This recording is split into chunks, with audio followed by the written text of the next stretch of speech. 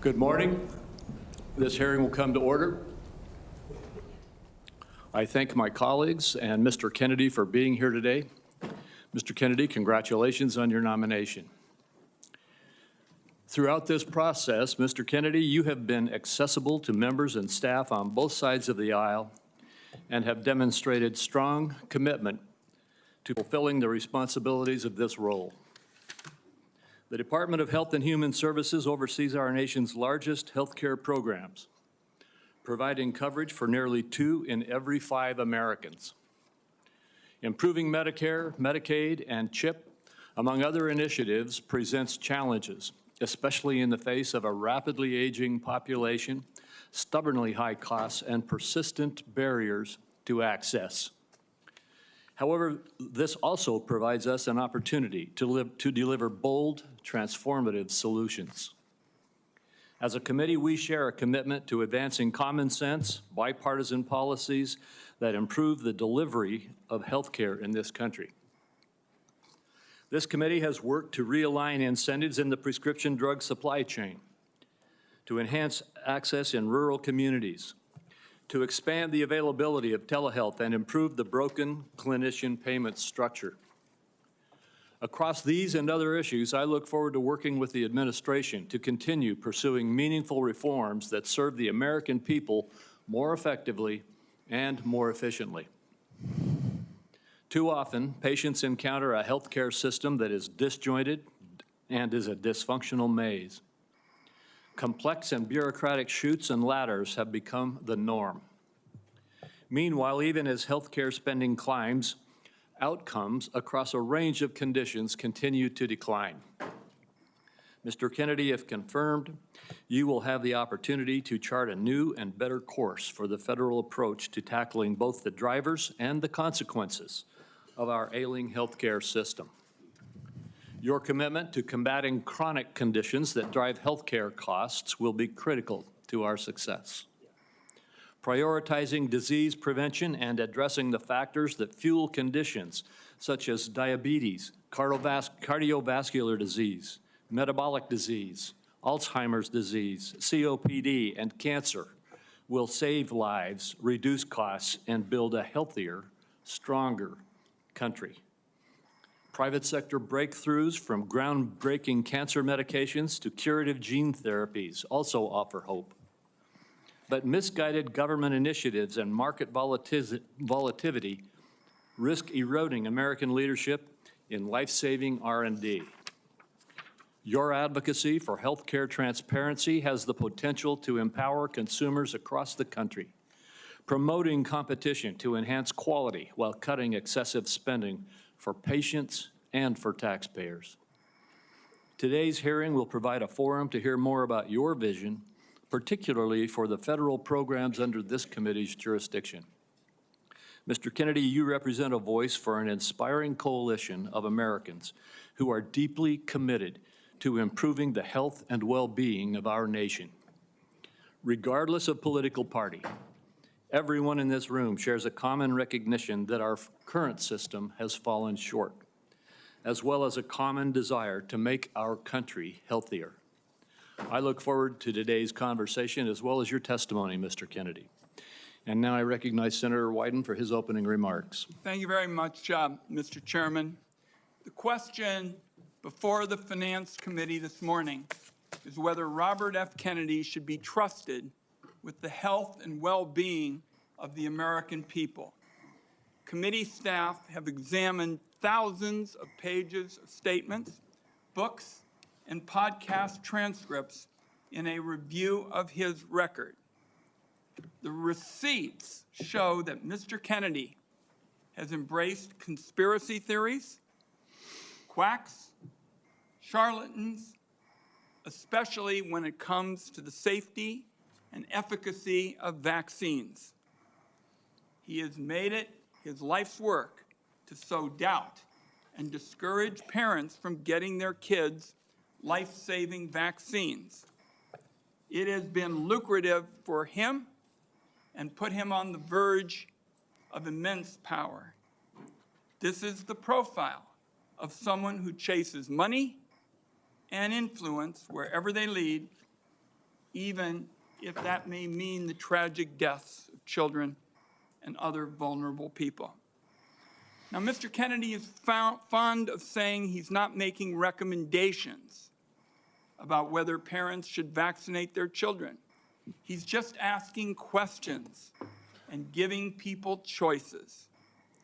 It's a slippery tactic to dodge any real responsibility for his words and actions. And it is, in my view, absurd coming from somebody who's trying to win confirmation for a job that is entirely about making recommendations. These recommendations are going to have life or death consequences for the American people. Mr. Kennedy, if you are confirmed, your recommendations determine which vaccines senior citizens get for free through Medicare. Your recommendation will determine which vaccines are given to millions of kids. Peddling these anti-vaccine conspiracy theories as our chief health officer is going to endanger the lives of kids and seniors across the nation. Just look at what happened when Mr. Kennedy inserted himself into an anti-vaccination crisis in the island nation of Samoa. He traveled there himself to push his views and pour fuel on the fire of a measles outbreak that began due to low vaccination rates. In the end, 83 Samoans died, mostly kids, from a disease that is easily preventable. Americans cannot afford to import this experiment to our great nation. On other healthcare matters, from abortion to universal healthcare, Mr. Kennedy has changed his views so often it is nearly impossible to know where he stands on so many of the basic issues that impact Americans' daily lives. In a gobsmacking statement of irresponsibility, in November 2023, Mr. Kennedy said that he wanted to pause infectious disease research for 8 years. Mr. Kennedy has indicated he's open to restricting access to the abortion medication mifepristone, which remains a primary target of the Republican crusade against reproductive freedom. I took this on back in 1990 when I chaired the first congressional hearing on the topic. The science was clear then. It's even clearer today. Mifepristone is safe. The only reason it's under question in 2025 is because people with a political agenda have been out lying about it. Women deserve to know if Mr. Kennedy will abuse his power as our country's chief health officer to essentially implement a national abortion ban by restricting access to the safe and legal medication. Meanwhile, as the Trump budget office threw the Medicaid program into chaos yesterday, Republicans in Congress are proposing deep cuts to the program that will rip away health care from millions of Americans who count on this vital lifeline. Cuts to Medicaid of this magnitude are going to jack up the cost of health insurance. It'll shutter nursing homes and rural hospitals, deprive seniors and Americans with disabilities of home-based care. That approach amounts to handing over our nation's health system to for-profit insurance companies who've made a fortune delaying and denying care. Mr. Kennedy has virtually no knowledge or experience in handling these issues. It leaves him unprepared to take on a crisis like the nation witnessed yesterday when the Trump budget office shut down the federal Medicaid payment portal. After a careful review of Robert F. Kennedy Jr.'s statements, actions, and views, materials that I have reviewed personally and closely, I've reached the conclusion that he should not be entrusted with the health and well-being of the American people. When he's taken every side of every issue, how can this committee and the American people believe he has anything to say? Let me close by saying I believe more strongly than ever, and I have specialized in healthcare during my time in public service, that we're at a turning point with regard to healthcare in America. there's one word to describe Americans' feelings towards the healthcare system, it's disillusioned. At every single turn, people feel like they're rolling a load of dice, loaded dice, when they try to get health care. Americans are justifiably angry, fed up, and tired of a system that puts profits over patients. Instead of debating meaningful ways to improve Americans' health care, now the committee is being forced to relitigate settled science about vaccines and whether or not the federal government should help Americans get affordable health care. I know where Democrats on this Finance Committee stand when it comes to an agenda to lower costs and improve care. I must say, I cannot say the same about the nominee sitting in front of me. And let me acknowledge, finally, Mr. Chairman, Terry Mills from Portland, Oregon, who is here to represent Nurses for America, and I'd like to enter a statement from her organization into the record at this time. Thank you, Mr. Chairman. Without objection.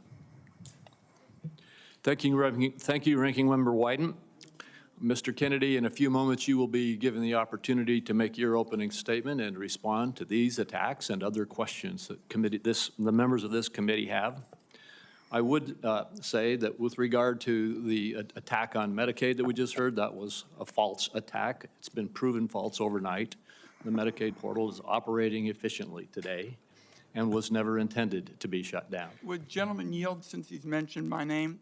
There was a significant amount of time yesterday where there was bedlam across the country over the status of the Medicaid portals. I hope it's being corrected, but there were problems all through the day.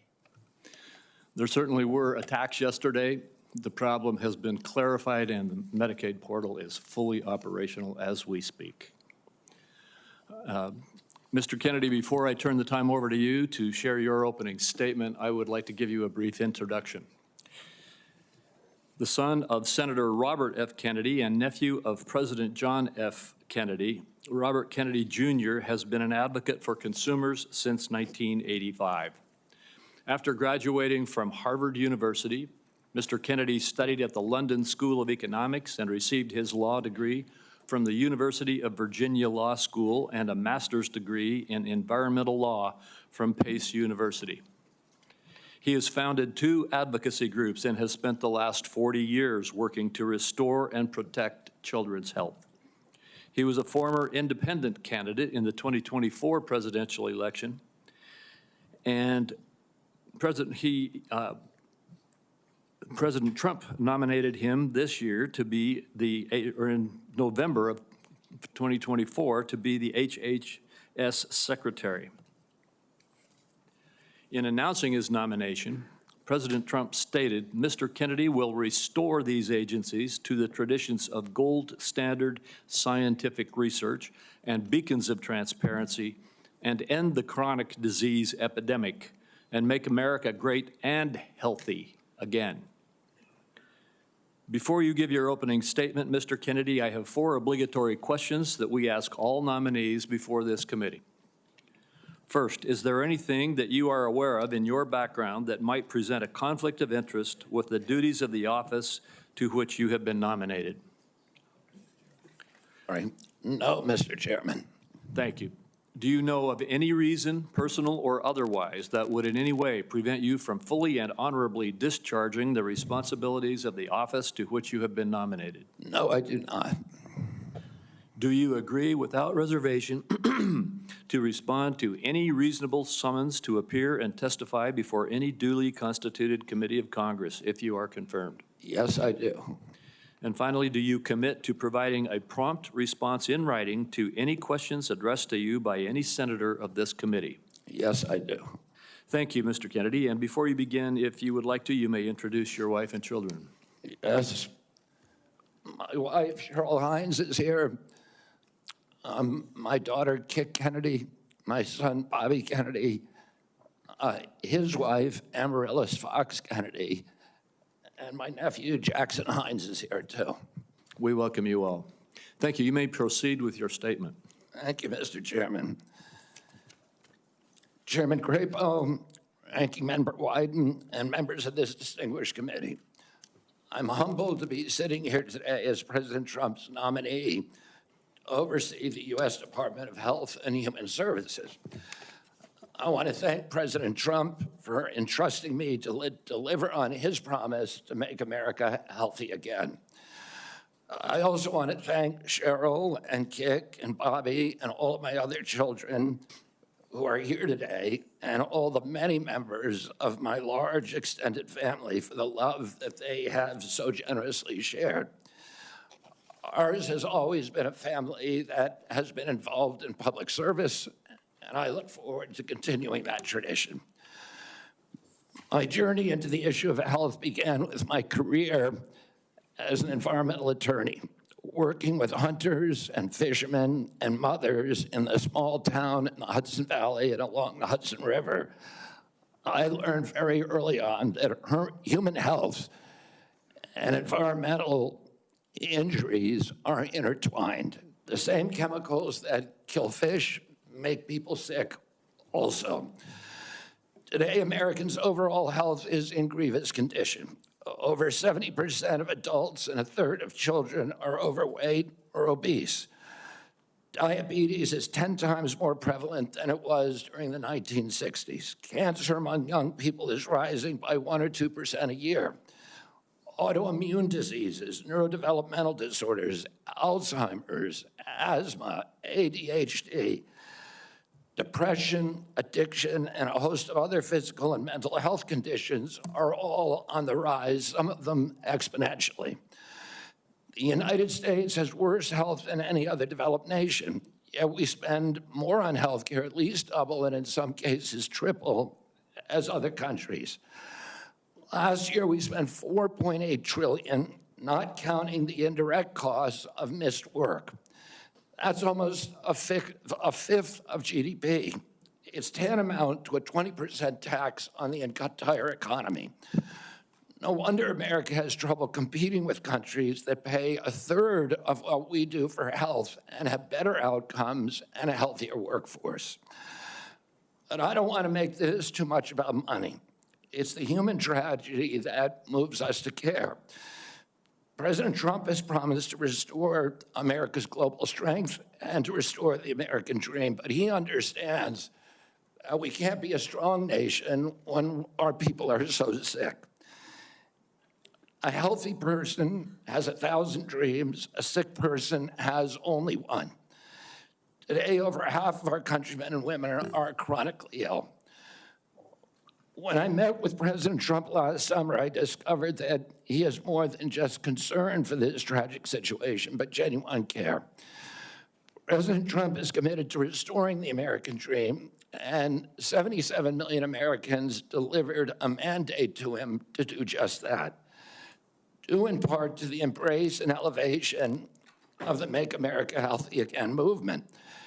This movement, led largely by Maha moms from every state, and you can see many of them behind us today, and in the hallways and in the lobbies, is one of the most transcendent and powerful movements I've ever seen.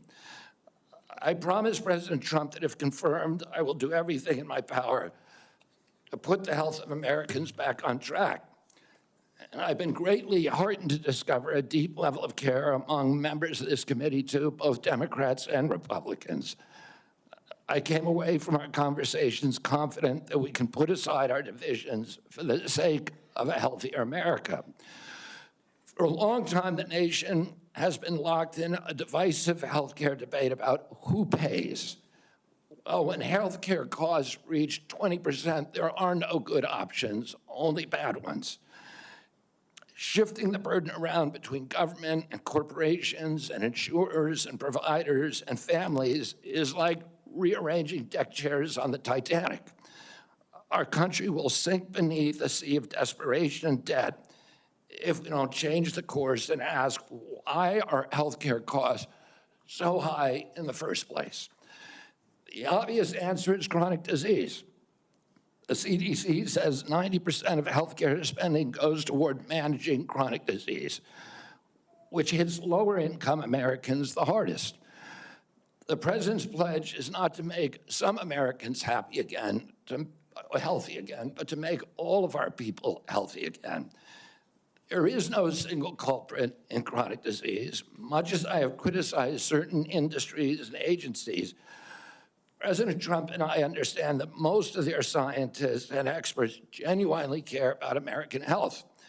Therefore, we will bring together all stakeholders in pursuit of this unifying goal.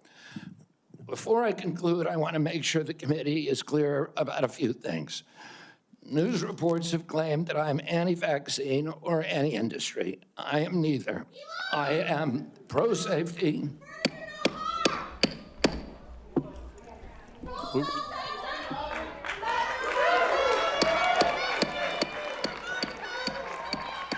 have order. Please proceed, Mr. Kennedy. I am pro-safety. I worked for years to raise awareness about the mercury and toxic chemicals in fish, and nobody called me anti-fish. And I believe that that vaccines play a critical role in healthcare. All of my kids are vaccinated. I've written many books on vaccines. My first book in 2014, the first line of it is, I am not anti-vaccine, and the last line is, I am not anti-vaccine. Nor am I the enemy of food producers. American farms are the bedrock of our culture, of our politics, of our national security. I was a 4-H kid, and I spent my summer working on ranches. I went to work with our farmers. I want to work with our farmers and food producers to remove burdensome regulations and unleash American ingenuity.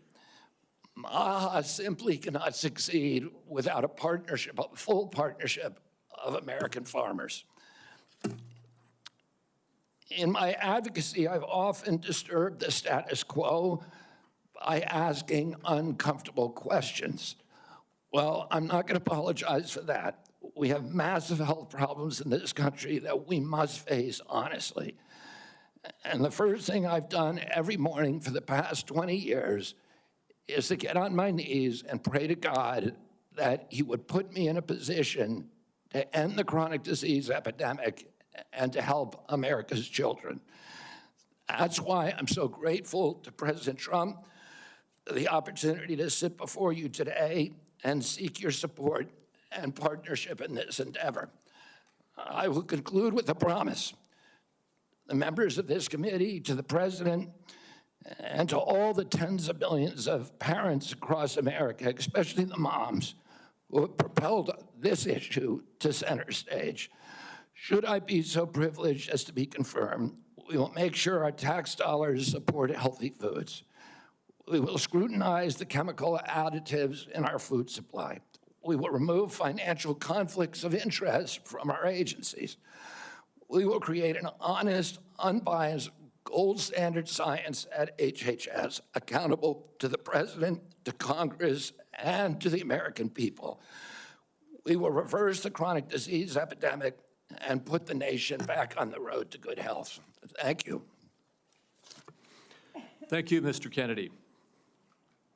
Mr. Kennedy, I will begin. Each of us will have 5 minutes to ask you questions, and then at the conclusion of the hearing, if there are further questions, there will be an opportunity for those questions to be submitted to you, and I ask that you respond to them promptly. Mr. Kennedy, you have emphasized the importance of nutrition in preventing and managing chronic disease, improving health outcomes, and reducing health costs. I share your interest in the relationship between our diet and our well-being. And if confirmed, I look forward to partnering with you on those efforts. Would you share with the committee why you are passionate about the nutrition-oriented disease prevention and what you have learned? Yes, Mr. Chairman. I had 11 brothers and sisters. I had dozens of first cousins. I was raised in a time where we did not have a chronic disease epidemic. When my uncle was president, 2% of American kids had chronic disease. Today, 66% have chronic disease. We spend zero on chronic disease during the Kennedy administration. Today, we spend $4.3 trillion a year. With 77% of our kids cannot qualify for military service. When I was a kid, the typical pediatrician would see one case of diabetes in his or her lifetime. 40 or 50-year career. Today, 1 out of every 3 kids who walks through her office door is diabetic or pre-diabetic. And the most recent data from NIH shows 38% of teens are diabetic or pre-diabetic. Autism rates have gone from 1 in 10,000 to 1 in 1,500, depending on what studies you look at. In my generation today, 70-year-old men, 1 in 34 in my kids' generation. We've seen this explosion of autoimmune disease, of allergic diseases. This is not just a economic issue. It's not just a national security issue. It is a spiritual issue, and it is a moral issue. We cannot live up to our role as an exemplary nation, as a moral authority around the world, and we're writing off an entire generation of kids. Thank you very much. And if confirmed, how could we work together to integrate nutrition-based interventions into our healthcare programs like Medicaid and Medicare? Well, there are many ways that we can do that. The federal funding of the SNAP program, for example, and of school lunch programs could be a driver for helping kids. We shouldn't be giving 60% of the kids in school processed food that is making them sick. We shouldn't be spending 10% of the SNAP program on sugared drinks. So we have a direct ability to change things there. We also, in Medicaid and Medicare, we need to focus more on outcome-based medicine, on putting people in charge of their own health care, of making them accountable for their own health care so they understand the relationship between eating and getting sick. Most importantly, we need to deploy NIH and FDA to doing the research to understand the relationship between these different food additives and chronic disease so that Americans understand it and make sure that Americans are aware. But I don't want to take food away from anybody. If you like a cheeseburger, a McDonald's cheeseburger, a Diet Coke, which my boss loves, and you should be able to get them. If you want to eat Hostess Twinkies, you should be able to do that, but you should know what the impacts are on your family and on your health. Thank you. Senator Wyden. Thank you very much, Mr. Chairman. Before I begin my questions, I'd like to start by entering into the record a letter the committee received from Ambassador Carolyn Kennedy outlining what she believes is Mr. Kennedy's lack of personal fitness for the office. Without objection. Mr. Kennedy, you have spent years pushing conflicting stories about vaccines. You say one thing, and then you say another. In your testimony today under oath, you denied that you were anti-vaccine. But during a podcast interview in July of 2023, you said, quote, "No vaccine is safe and effective." In your testimony today, in order to prove you're not anti-vax, you note that all your kids are vaccinated. But in a podcast in 2020, you said, and I quote, "You would do anything, pay anything to go back in time and not vaccinate your kids." Mr. Kennedy, all of these things cannot be true. So, are you lying to Congress today when you say you are pro-vaccine? Or did you lie on all those podcasts? We have all of this on tape, by the way. Yeah, Senator, as you know, because it's been repeatedly debunked, that statement that I made on the Lex Friedman podcast was a fragment of the statement. He asked me, and anybody who actually goes and looks at that podcast and will see this, he asked me, are there vaccines that are safe and effective? And I said to him, some of the live virus vaccines are. And I said, there are no vaccines that are safe and effective, and I was going to continue for every person. Every medicine has people who are sensitive to them, including vaccines. Right, so he interrupted me at that point. I've corrected it many times, including on national TV. You know about this, Senator Wyden, so bringing this up right now is dishonest. let's be clear about what you've actually done then, since you want to deny your statements. For example, you have a history of trying to take vaccines away from people. In May of 2021, you petitioned the Food and Drug Administration to not only block Americans from having access to the COVID vaccine, but to prevent any future access to the life-saving vaccine. Are you denying that? Your name is on the petition. We brought that petition after CDC recommended the COVID vaccine without any scientific basis for 6-year-old children. Most experts agree today, even the people who did it back then, that COVID vaccines are inappropriate for 6-year-old children who basically have a zero risk from COVID. That's why I brought that lawsuit. I don't want to, I want to emphasize Mr. Kennedy, the facts, the facts.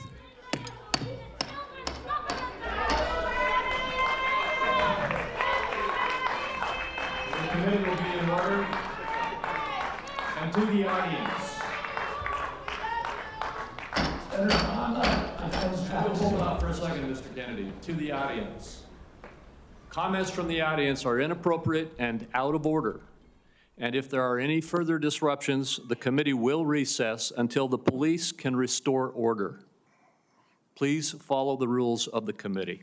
Mr. Kennedy, you may proceed. I also want to point out that your recitation of what happened in Samoa is absolutely wrong, and you know it's wrong, and you know it's wrong. We'll get to that in a moment. Right now, we're talking about the petition that you filed to block Americans from having access to the vaccine and to prevent any future access to the vaccine. Those facts are on the record. My third question to you is, you made almost $5 million from book deals, mostly promoting junk science. In 2021, in a book called The Measles Book, you wrote that parents had been, quote, misled into believing that measles is a deadly disease and that measles vaccines are necessary, safe, and effective. The reality is measles are in fact deadly and highly contagious, something that you should have learned after your lies contributed to the deaths of 83 people, most of them children, in a measles outbreak in Samoa. So my question here is, Mr. Kennedy, is measles deadly, yes or no?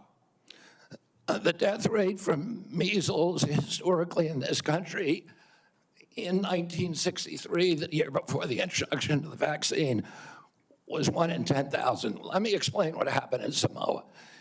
In Samoa in 2017 or 2015, there were 2 kids who died following the MMR vaccine. And the vaccination rates in Samoa dropped precipitously from about 63% to the mid-30s, so they've never been very high. And in 2018, 2 more kids died following the MMR vaccine, and the government of Samoa banned the MMR vaccine. I arrived a year later when vaccination rates were already below any previous level. I went there, nothing to do with vaccines. I went there to introduce a medical informatics system that would digitalize records in Samoa and make health delivery much more efficient. I never gave any public statement about vaccines. You cannot find a single Samoan who will say, I didn't get a vaccine because of Bobby Kennedy. I went in June of 2019. The measles outbreak started in August. Oh, clearly I had nothing to do with the measles. Not only that, Mr. Kennedy, Senator, not only that, if you let me finish, Senator. You have had some time, if you let me finish, Senator, if you let me finish, there are 83 people died. When the tissue samples were sent to New Zealand, most of those people did not have measles. We don't know what was killing them. The same outbreak occurred in Tonga and Fiji, and no extra people died. There were 7 measles outbreaks in the 13 years prior to my arrival. I just would like to get my time back. The nominee wrote a book saying that people had been misled into believing that measles is a deadly disease. He's trying now to play down his role in Samoa. That's not what the parents say. That's not what Governor Green says. It's time to make sure that we blow the whistle on actually what your views are. At least we're starting. We need to move Senator, on. I support the measles vaccine. I support the polio vaccine. I will do nothing as HHS Secretary makes it difficult or discourages people from taking either of those Anybody vaccines. who believes that ought to look at the measles book you wrote saying parents have been misled into believing that measles is a deadly disease. That's not true. We need to move on. Senator Grassley. Welcome. I'm going to do like I did in my office. I'm just going to make some points to you. I got about 7 I want to quickly get done. And then at the end, I'm going to ask if you disagree with anything I say and then address those things you disagree with. I'll make sure I save time for you to do that. A key responsibility of each member of Congress is oversight. Oversight allows us to hold bureaucrats accountable to the rule of law, and it helps keep faith with taxpayers. I expect HHS to provide timely and complete responses to congressional oversight. Number 2, PBMs, something you and I discussed in our office. I've been working to hold pharmacy benefit managers accountable in order to lower prescription drug prices. I expect you to work with us to hold PBMs accountable, and that may even asking your support for legislation that's before the Congress. Drug pricing. Senator Durbin and I have, for a while, been trying to get a bill passed that requires price disclosures on TV ads for prescription drugs. Knowing what something costs before buying it is just common sense. President Trump tried to do this by regulation in his first term. Vice President Vance co-sponsored our bill last Congress. I ask you to support this bill, or if you can do it by regulation, to do it by regulation. On rural health care, the previous administration dragged its feet in opening up slots for rural community hospital demonstration programs. It also ignored concerns from rural pharmacies when implementing changes to Medicare Part D, and ignored rural needs when it comes to distributing physician residency slots. I expect you to prioritize rural Americans' health care needs. On agriculture, in our meeting earlier this month, we talked at length about agriculture. You prefaced the conversation by saying you will not have jurisdiction over these issues. I expect you to leave agricultural practice regulations to the proper agencies, and for the most part, that's USDA and EPA. On dietary guidelines, I've sent letters to the Secretaries of Agriculture at HHS requesting that they provide information regarding conflicts of interest on the Dietary Guideline Advisory Committee to increase transparency. I expect you to provide Congress with confidential financial disclosures from the advisory committee before finalizing dietary guidelines, so we know that nobody has a vested interest in it, is having undue influence. Lastly, HHS, Office of Refugee Resettlement Oversight. Last year, I expanded my investigation into HHS's Office of Refugee Resettlement. I wrote 24 contractors and grantees whose job it is to place unaccompanied children with sponsors. In many cases, children have been placed with improper vetted sponsors, placing them at risk of trafficking. The Biden administration's HHS directed these taxpayer-funded contractors and grantees to not respond to my inquiry. This is obstruction by the executive branch. I expect you to produce to me the records and data I've requested and instruct HHS contractors to fully cooperate with my investigation. I also expect HHS to not retaliate against any whistleblowers, including those who identify ORR's failures in vetting sponsors of unaccompanied. You got 45 seconds to respond if you want to. I agree with all of those provisions, Senator. My approach to administration HHS will be radical transparency. if members of this committee or other members of Congress want information, the doors are open. I've spent many years litigating against NIH and its sub-agencies, it's HHS and its sub-agencies, NIH, CDC, FDA, on FOIA issues, trying to get information that we, the taxpayers, paid for, and oftentimes getting back redacted copies after a year or 2 years of litigation. That should not be the case. And if Congress asks me for information, you will get it immediately. Thank you. Thank you. Senator Cantwell is next, but until she returns, I will move on to down the list, and that would be Senator Cornyn. Mr. Kennedy, welcome to you and your family, and congratulations. I appreciate Senator Grassley raising the issue of the Office of Refugee Resettlement within the auspices of Health and Human Services. I think this may surprise people, but that's actually the responsibility of HHS, the Office of Resettlement Relocation. Under the previous administration, as Senator Grassley alluded, there were roughly 500,000 children, unaccompanied minors, that were placed with sponsors in the interior of the United States. The previous administration took the position that it was not the federal government's responsibility once these children were placed with these sponsors. But the New York Times, in a series of investigative stories, pointed out that tens of thousands of these children, when they tried to follow up and find out how they were doing, whether they were going to school, whether they were being trafficked or abused, there was no answer, and they took the position it was not their responsibility. So I look forward to working with you to find those children and to make sure that they're not being abused. Millions of Americans are experiencing mild to moderate mental health and substance abuse issues, yet many struggle with timely and effective access. Primary care physicians are most likely to be seeing these individuals as opposed to a specialist, and it makes it important that these individuals, primary care physicians, be trained in patient-centered care, which would strengthen the integration of behavioral health care with primary care services. Is this something that you are concerned about, something you'd be willing to work with us on in order to implement?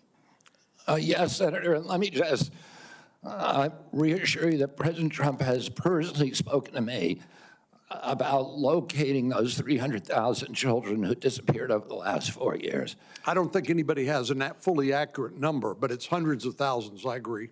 And many of them we know have been sex trafficked and childhood slavery, and it is a blight on America's moral authority, and we need to find those kids. In terms of addiction services and substance abuse services, this is a priority for me. It was a priority for me when I was running for president during my campaign. I was a heroin addict for 14 years. I've been 42 years in recovery. I go to 12-step meetings every day, so I hear the stories every day. And I hear the many stories about denial of, or the barriers to access to care. And we need to improve that. And to answer specifically to your question, I think we can do that through GME, which is a program that is funded by HHS, that is the largest funder for medical school students. And that's one of the things for primary care physicians should understand addiction care. Addicts almost always go through a cycle where there is a moment where they hit periodic bottoms where they're ready to go into treatment. But it's fleeting and it's momentary. And we have that opportunity to save their lives. And then if we miss that little short window, they're off to the races again. I appreciate your answer. Our time is short. Let me get to one more question that I think is very important. Under the first Trump administration, the number of people receiving HIV treatment in Africa through the President's Emergency Plan for AIDS Relief, otherwise known as PEPFAR, it increased, this is during the first Trump administration, from 13 million people to 18 million people across 50 countries, primarily in Africa. Africa has about 1.3 billion people today, or in 2021, it's projected to have 2.5 billion people by 2050, or 25% of the global population. In 2020, PEPFAR reported that 2.8 million babies were born without HIV. That was something that would not have happened but for the PEPFAR program. So it has simply been one of the most successful public health programs in the world and saved approximately 26 million lives. Failure to continue this program, in my view, would risk ceding that leadership to adversaries like China. And I'd like to know whether you support the objectives and goals of PEPFAR, and would you work with me and my colleagues to make sure that this program continues to provide life-saving antiviral drugs to people who are most in need? I absolutely support PEPFAR, and I will happily work with you to strengthen the program. Thank you. Senator Bennett.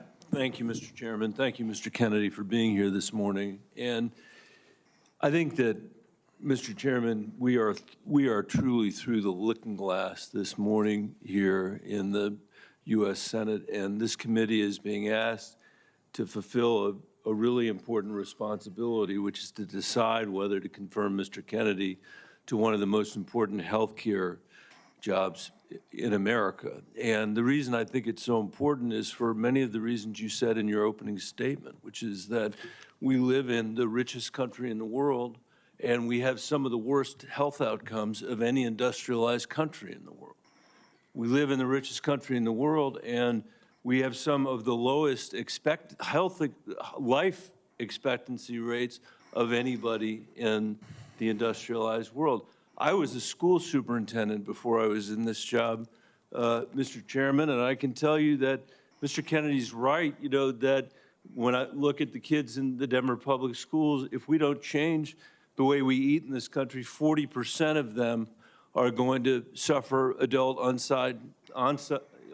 diabetes as a result of their diet. These are, and we're, as I said, spending more than any other country in the world, and our families, every single person's constituents in this Senate are facing chronic shortages when it comes to health care. My friend from Texas, Senator Cornyn, has been a champion on mental health care. We have an epidemic, as he knows, across this country in mental health care, partly because of what the massive social media platforms that were sitting behind the President of the United States have inflicted on our children for their profit in the last decade or so. So we have no shortage of challenges to confront, and I even agree with some of the diagnosis of Mr. Kennedy. What is so disturbing to me is that out of 330 million Americans, we're being asked to put somebody in this job who has spent 50 years of his life not honoring the tradition that he talked about at the beginning of this conversation, but peddling in half-truths, peddling in false statements, peddling in theories that, you know, create doubt about whether or not things that we know are safe are unsafe. Not that every vaccine in America is unsafe, not that you can't possibly have an adverse reaction, but that parents and children in my old school district and school districts all over this country would be better off not getting vaccinated than getting vaccinated. Unlike his own children who were vaccinated, unlike the people he invited to his house in Los Angeles for their party who were vaccinated. For everybody else, it's about peddling these half-truths. And he says it with such conviction that you want to believe him.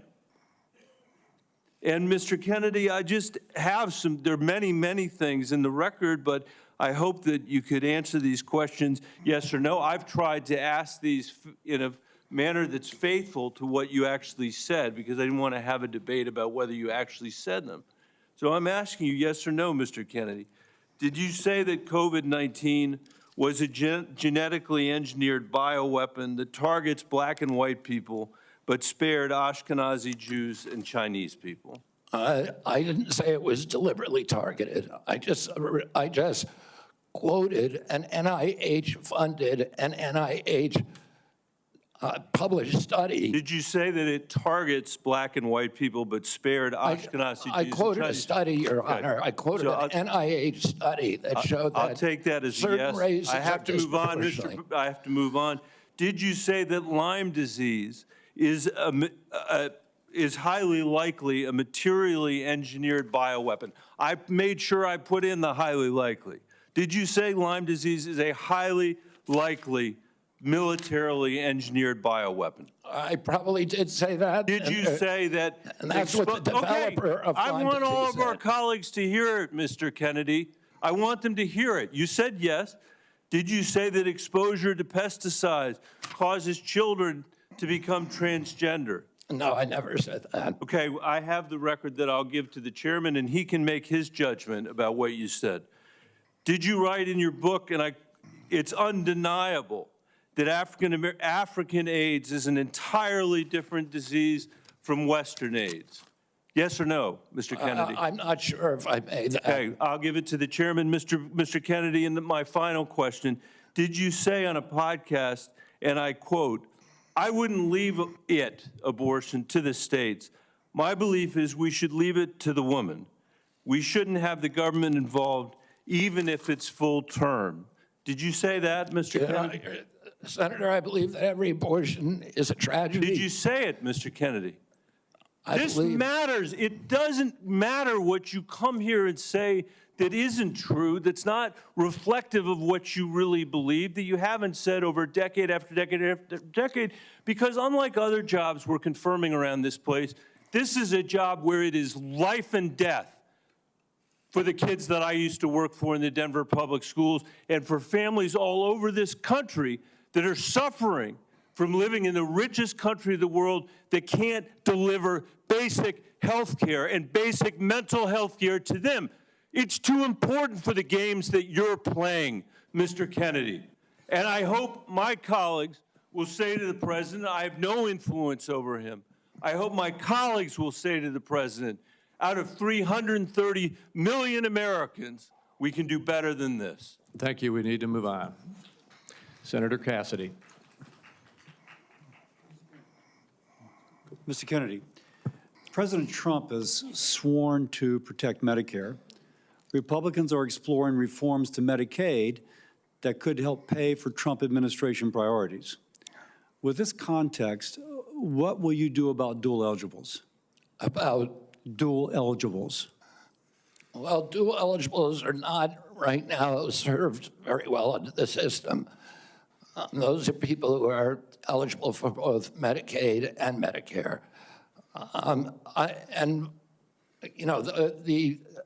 I suppose my answer to that is to make sure that the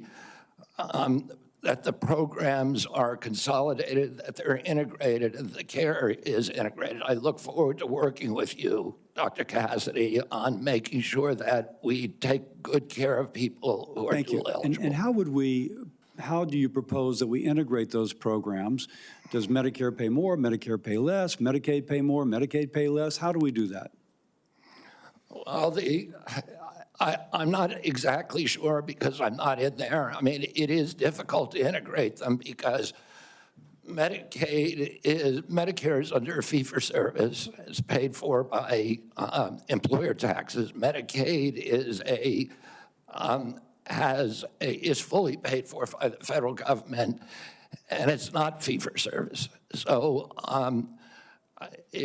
I do not know the answer to that. I look forward to exploring options with you. Republicans, again, are looking at ways to potentially reform Medicaid to help, pay for President Trump's priorities, but to improve outcomes. What thoughts do you have regarding Medicaid reform? Well, Medicaid is not working for Americans, and it's specifically not working for the target population. Most Americans, like myself, I'm on Medicare Advantage, and I'm very happy with it. Most people who are on Medicaid are not happy. The premiums are too high. The deductibles are too high. The networks are narrow. The best doctors will not accept it in the best hospitals. And particularly, Medicaid was originally designed for a target population of the poorest Americans. it's now been dramatically expanded. And the irony of the expansion is that the poorest Americans are now being robbed. Their services have dramatically decreased, even though we've increased the price of Medicare by 60% over the last 4 years. The target population is being robbed. With that figure said, out other options. Obviously, you've thought about that, and I appreciate that. What reforms do you recommend, again, that would improve services, I suppose, but also make it more cost efficient? Well, President Trump has given me the charge of improving quality of care and lowering the price of care for all Americans. There are many things that we can do. I mean, what we want to, the ultimate outcome, I think, is to increase transparency, to increase accountability, and to transition to a value-based system rather than a fee-based system, So rather than a service-based system. On Medicaid in particular, can you just kind of take those kind of general principles and apply it to the Medicaid program? You know, listen, I think that there are many, many options with telemedicine, with AI right now.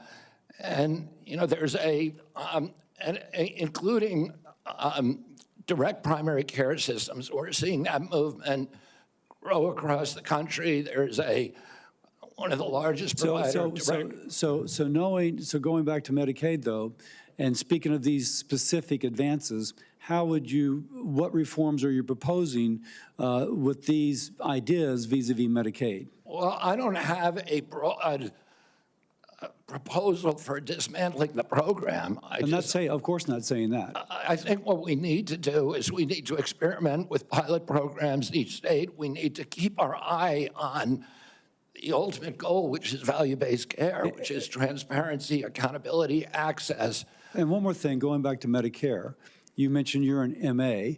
You mentioned earlier the Medicare fee-for-service.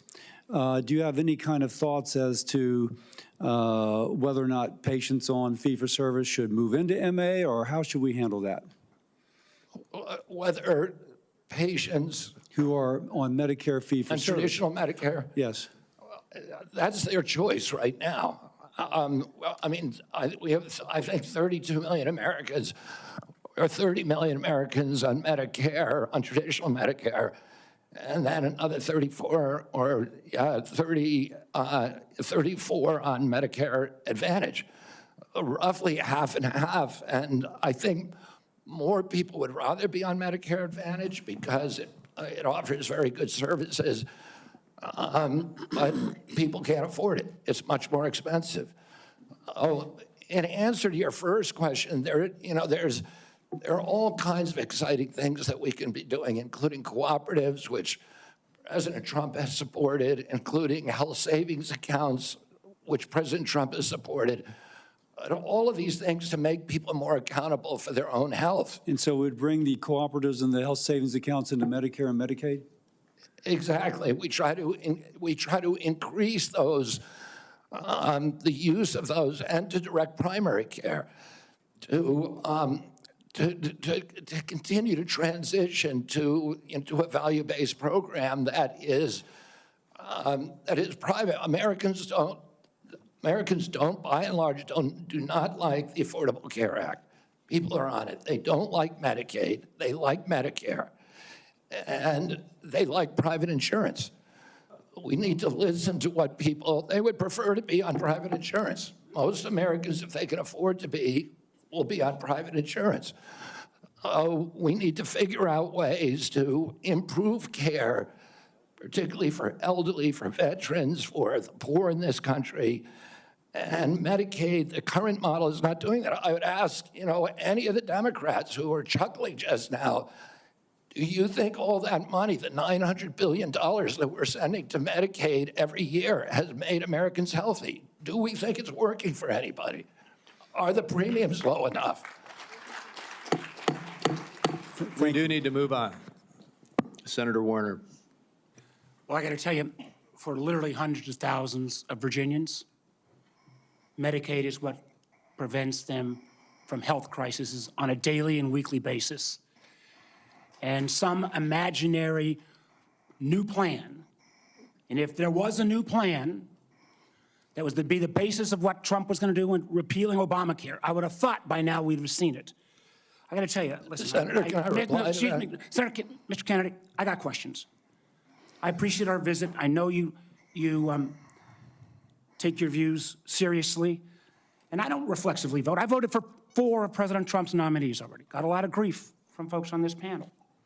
But I got to tell you, I saw an email that you put out Monday night, or your campaign did, in a fundraising email. Your presidential campaign celebrated that the freeze on all new regulations, guidance, and announcements is a way to protect unelected bureaucrats from further undermining our health freedom. Then you ask your donors to help pay for your campaign debt. Did your campaign and you put out that? I don't think my campaign exists anymore. All right, well, listen, I got to tell you this. Somebody's out there soliciting money for it. Maybe you ought to find out who is. So the fact that you celebrate this freeze, do you think that was a good idea to put all of this on hold for 90 days? Funding and any kind of further work? NIH research? As Chairman Crapo pointed out. I'm not asking for, I love Mike Crapo. I'm asking you. You're up very, very important position. As he pointed out, Senator, the portals that were closed were not closed as a result of the Trump administration. Let me just tell you, I'd like you to explain, excuse me, sir, I'd like you to explain to a domestic violence center in Richmond that's saying because this freeze, they may have to close down, where those battered women to go. Or a rural nonprofit I've got in the Shenandoah Valley who's saying that freeze is going to potentially shut down their ability to operate. So I guess if you deny or don't know what your campaign's sending out, you don't know if you raised a lot of money Monday night. I'm saying that the Trump administration you don't know if you raised a lot of money. The Trump administration has made clear that it does not want to freeze benefits for any Americans under Medicaid or Medicare, and I do not want to dismantle Medicaid. The freeze is affecting beyond Medicare and Social Security.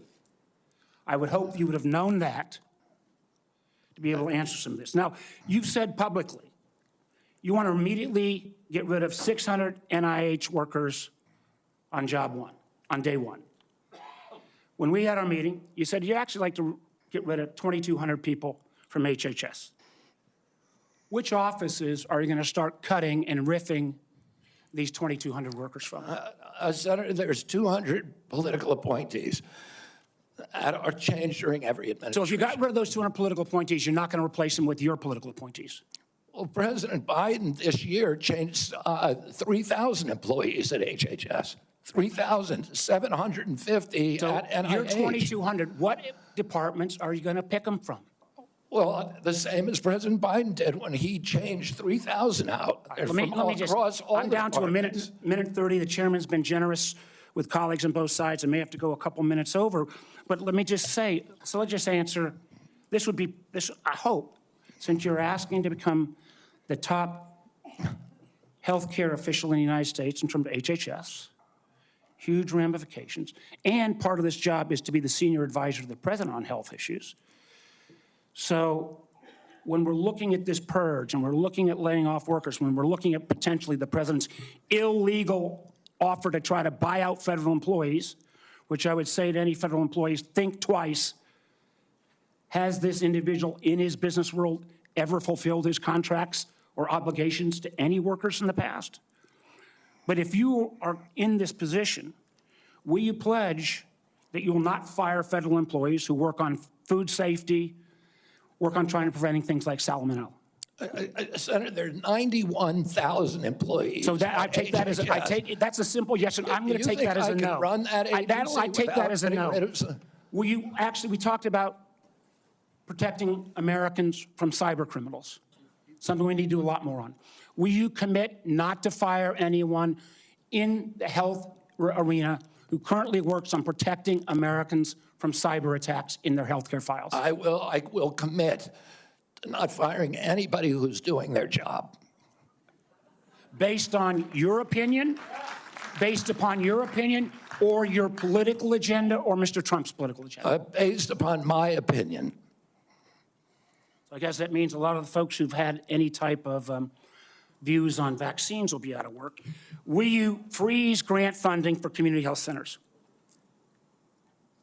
Will you freeze federal funds for community health centers, the way the current administration has done? The White House has made clear that no funds are going to be denied to any American for benefits in any program. Do you know what happens at community health centers? Those are direct. Are you talking about the Indian health centers? No, I'm talking about community health centers across the country. I understand that. I mean, I strongly So you're going to support- excuse Indian health centers, which is good, but others are not.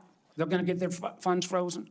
I strongly support community health centers, as does the president. He So does that not mean want- you're not going to freeze the funding that is currently frozen? The White Or you'll House work has on made freeze it? clear that none of that funding is supposed to be frozen. Sir, the direct payments are different than how the government operates. We fund the federal government down to community health centers. As a former governor, there's lots and lots of state programs that are related to health care that come from the federal government, they come down to the state, then it goes to local programs. All of those don't directly pay out $1 at a time, but they come from federal funding. They are all, even though they keep changing the guidance on a minute-by-minute basis, based upon 9:45 or 10:30 or 10:45, whatever time it is today, those funds are still frozen. Sir, I just honestly, I want to give you a fair shot, but I don't feel like you approach this job with the knowledge and candidly your willingness not to commit, try to recommend to the president to make sure these funds are unfrozen and that people's lives are at stake is a very disappointing answer. Thank you, Mr. Chairman. Senator Lankford. Chairman, thank you. Mr. Kennedy, it's good to see you again. We had some great visits in my office. We've done some follow-up calls to be able to go through. You and I have talked about 100 different issues and backgrounds and things. You've been able to address a lot of them today and just different questions to be able to clear up social media rumors and the things that are out there on it. So I do appreciate that. We've talked about pharmacy benefit managers. We've talked about the nursing home rule the Biden administration put down. We talked about your views on agriculture and commercial and row crop agriculture. We've talked about food issues, and you made it very, very clear. You're not going to tell Americans what to eat, but you do want Americans to know what they're eating. And I think that's a pretty fair perspective on that. I do want to talk to you about some areas that you and I have talked about as well. We have some disagreements, you and I, on the issue of life and when life begins on that. You've been very outspoken on that, and we've had some good opportunities to be able to talk about that. Title 10 is specifically in the HHS area. This has been an area that has been interpreted for a long time, and President Trump in the first administration interpreted that rule to say that his administration will prohibit the performance, referral for, or promotion of abortion as a part of the Title X program. He made that very clear in the first administration. Obviously, that's his decision to make again on that, on how he wants to handle that, and he's made a lot of public statements on that. The Biden administration not only reversed that, not only rescinded that rule, but they went one step the other direction. In my state in Oklahoma, as you and I have talked about, the Biden administration cut off funding to the state of Oklahoma for AIDS testing, for breast cancer screening, and for other areas of poverty health care because my state didn't promote abortion. It wouldn't provide. If my state wouldn't promote abortion in the state, we got cut off for federal funds for AIDS testing and for other things. My simple question to you is, how are you going to handle Title X on that? I saw how President Biden handled that in the punitive measures that came on my state for those that are in rural health care. How are you going to handle Title X? I'm going to support President Trump's policies on Title X. I agree with President Trump that every abortion is a tragedy. I agree with him that we cannot be a moral nation if we have 1.2 million abortions a year. I agree with him that the states should control abortion. President Trump has told me that he wants to end late-term abortions, and he wants to protect conscience exemptions, and that he wants to end federal funding for abortions here or abroad. That's Title X. I serve at the pleasure of the president. I'm going to implement his policies. Thank you for that. President Biden, when he came in, immediately closed down the Office of Civil Rights and Conscience Protections within HHS. There's a statement that's come out recently that he's going to reopen that office again to be able to protect the civil rights of Americans. One of the things that Javier Becerra did immediately when he came into HHS was conscience protections for medical professionals that were being compelled against their conscience to perform medical procedures that violated their conscience. Javier Becerra stepped in immediately into HHS and withdrew that and said, no, the federal government will tell you what you believe about these issues. You don't have conscience protections anymore, and refused to protect those folks. Will you step in and say that healthcare individuals have the right of conscience again, as the federal law allows? Yeah, I mean, the first thing that occurs to me when you ask that question is what patient would want somebody doing a surgery on them that, believes that the surgery is against their conscience being forced to perform that? I don't know anybody who would want to have a doctor performing a surgery that the doctor is morally opposed to. Listen, I came from a family that was split on life and choice. I have cousins today who believe that abortion at any stage is equivalent to homicide. Now, there are other people who believe the opposite. But the good thing in my family that I really loved is that we were able to have those conversations and respect each other. And I wish that we could do that nationally. And if forcing somebody to participate in a medical procedure as a provider that they believe is murder does not make any sense to me. We need to welcome diversity in this country. We need to respect diversity. And we need to respect each other when we have different opinions and not force our opinions on other people. Yeah, thank you for that. The FDA, under the Biden administration, changed the rules for the chemical abortion drug and said you no longer need to see a physician. So if you have an ectopic pregnancy or all kinds of, don't even go anymore to see a physician. But they also changed an area that has been, something that's been very particular, you've talked about a lot, and that's transparency. They changed the position and said, don't tell us if there's a side effect on this drug unless she dies. But other than that, don't tell us anymore. Literally, don't give transparent information to the American people or to the women who take this drug anymore. We don't want that reported. My question to you is, will FDA move to be able to actually give transparency to the American people and to say, this drug is no different than any other drug. We're not going to protect it just because it's political for some folks. People should know side effects on this drug, and there should be reporting. Yeah, I mean, it's against everything we believe in this country that patients or doctors should not be reporting adverse events. We need to know what adverse events are. We need to understand the safety of every drug, mifepristone and every other drug. And President Trump has made it clear to me that one of the things, he is not taking a position yet on mifepristone, a detailed position, but he's made it clear to me that he wants me to look at safety issues. And I'll ask NIH and FDA to do that. Thank you. Senator Whitehouse. Thank you, Chairman.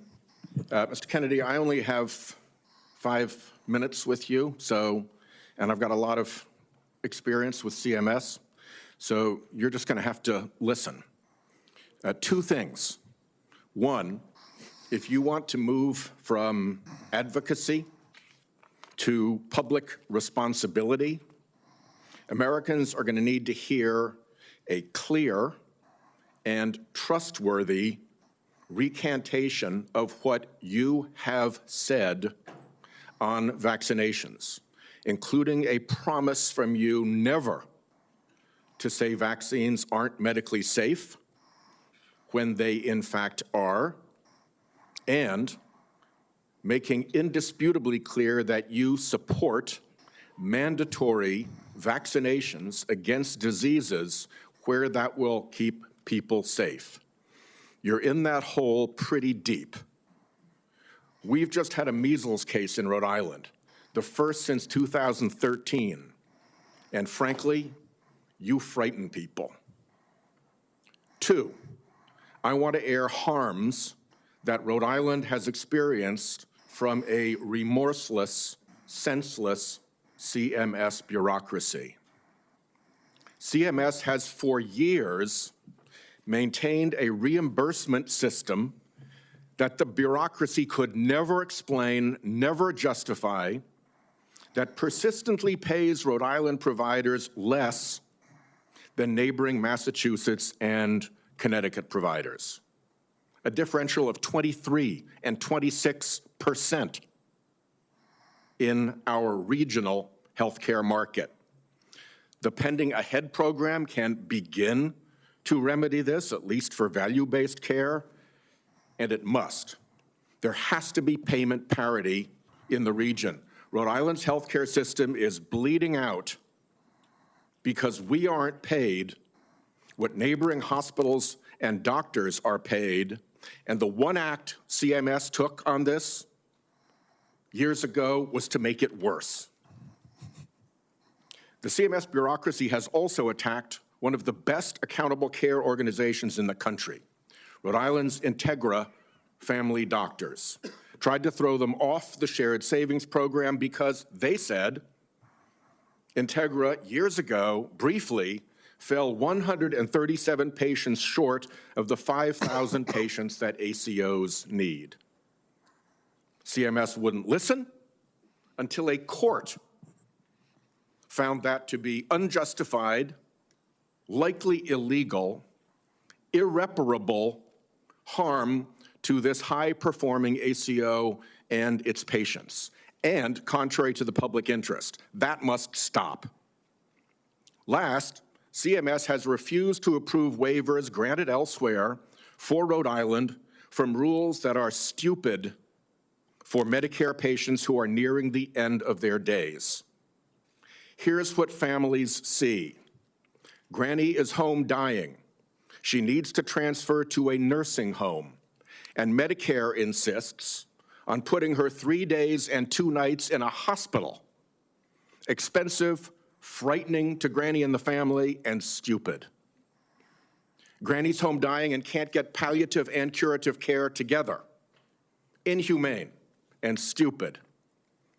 Granny's home dying and can't get home care if she can still get out into the yard or be driven to see the shore, to see Narragansett Beach, say, one more time, to recall childhood memories before she dies. Inhumane and stupid. Granny's home dying and the family's exhausted. And the respite care benefit is not to send a nurse or a caregiver, but to stuff Granny in an ambulance and haul her off to a hospital. Some respite. It's all expensive, frightening, inhumane, and stupid. But the insensate CMS bureaucracy takes a court order to be awakened to the harm they cause. I have had enough. CMS should let Rhode Island try humane end-of-life care through CMMI. Let's see if it works at a state. I bet it will save money, serve families better at a very, very delicate time, and perhaps even make a model for better health care everywhere. I've said a lot. My time is out. You're welcome to respond in writing. I ask unanimous consent that the order declaring CMS's actions to constitute irreparable and illegal harm be put into the record. Without objection. Let me just respond very briefly, Senator Whitehouse. I'm an implacable enemy of tyrannical, insensate bureaucracies and stupid rules, and I will work with you to make CMS responsive to the needs of Rhode Island and to remedy those disparities that you talk about. I am familiar with the Integra Health plan, and it is the template for what we ought to be doing is a value-based plan, and I look forward to you to making sure that we create pilot programs like this. Unfortunately, Mr. Chairman, around the country. Unfortunately, Mr. Chairman, one of the things I've learned in my tenure in the Senate is that a nominee saying that they're willing to work with me amounts to exactly 0. We need to get this fixed. Thank you. Well, I guess at that point, then, we will move on to Senator Daines. Mr. Chairman, thank you. Mr. Kennedy, I'm glad to see you here this morning. I listened to your opening remarks, and you mentioned that you want to make HHS the gold standard of science. I have found my engagements with you, both behind closed doors in my office, as well as listening to you publicly, to be very thoughtful and science-based. I applaud that. I thank you for that. And I realize this will likely be a very partisan vote on this committee and on the Senate floor. But let the record state there are 3 medical doctors on this side of the dais. I'm a chemical engineer. We believe in science. I'm thankful that you do too, and you made that comment in your opening remarks. I want to talk about agriculture for a moment. We talked about our common love for Montana. You've been to Montana many times. It's a wonderful state. A lot of folks have discovered it. They watch the show Yellowstone, and people are coming and moving into our state, but it's an amazing place. But as you know, agriculture is our top economic driver in Montana.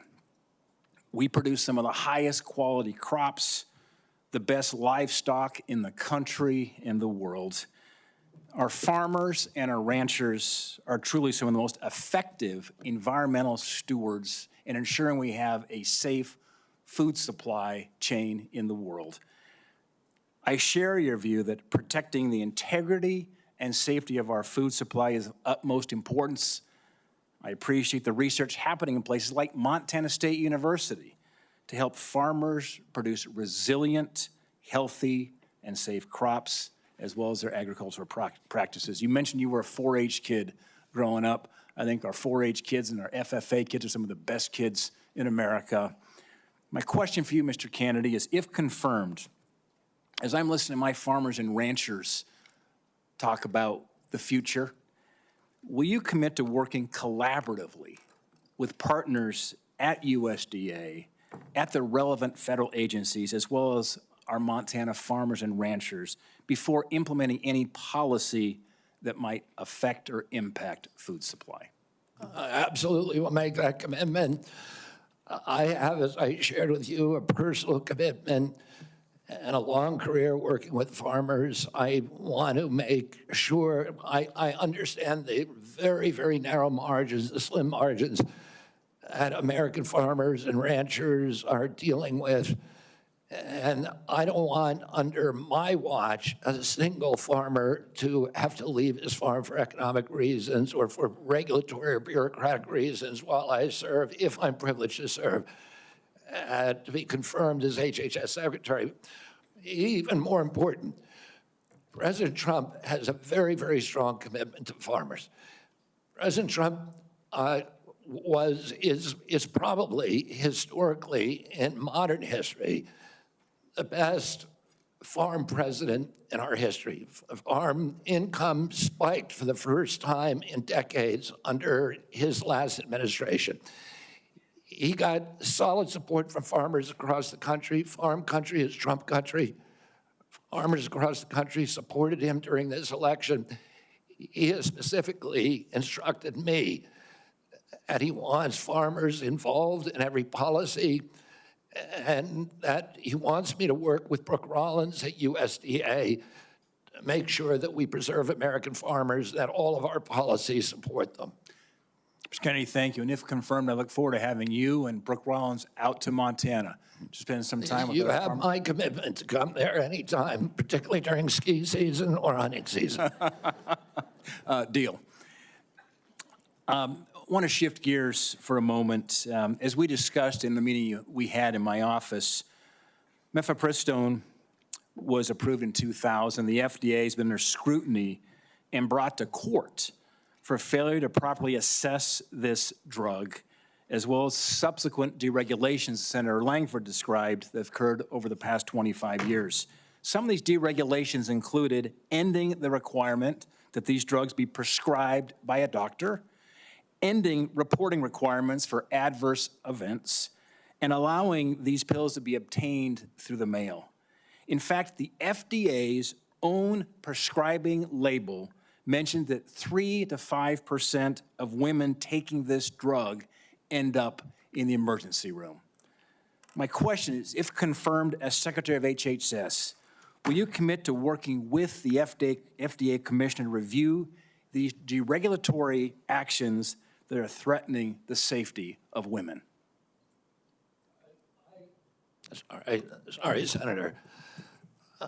As I said to Senator Langford, I think it's immoral to have a policy where patients are not allowed to report adverse events and where doctors are discouraged from doing that.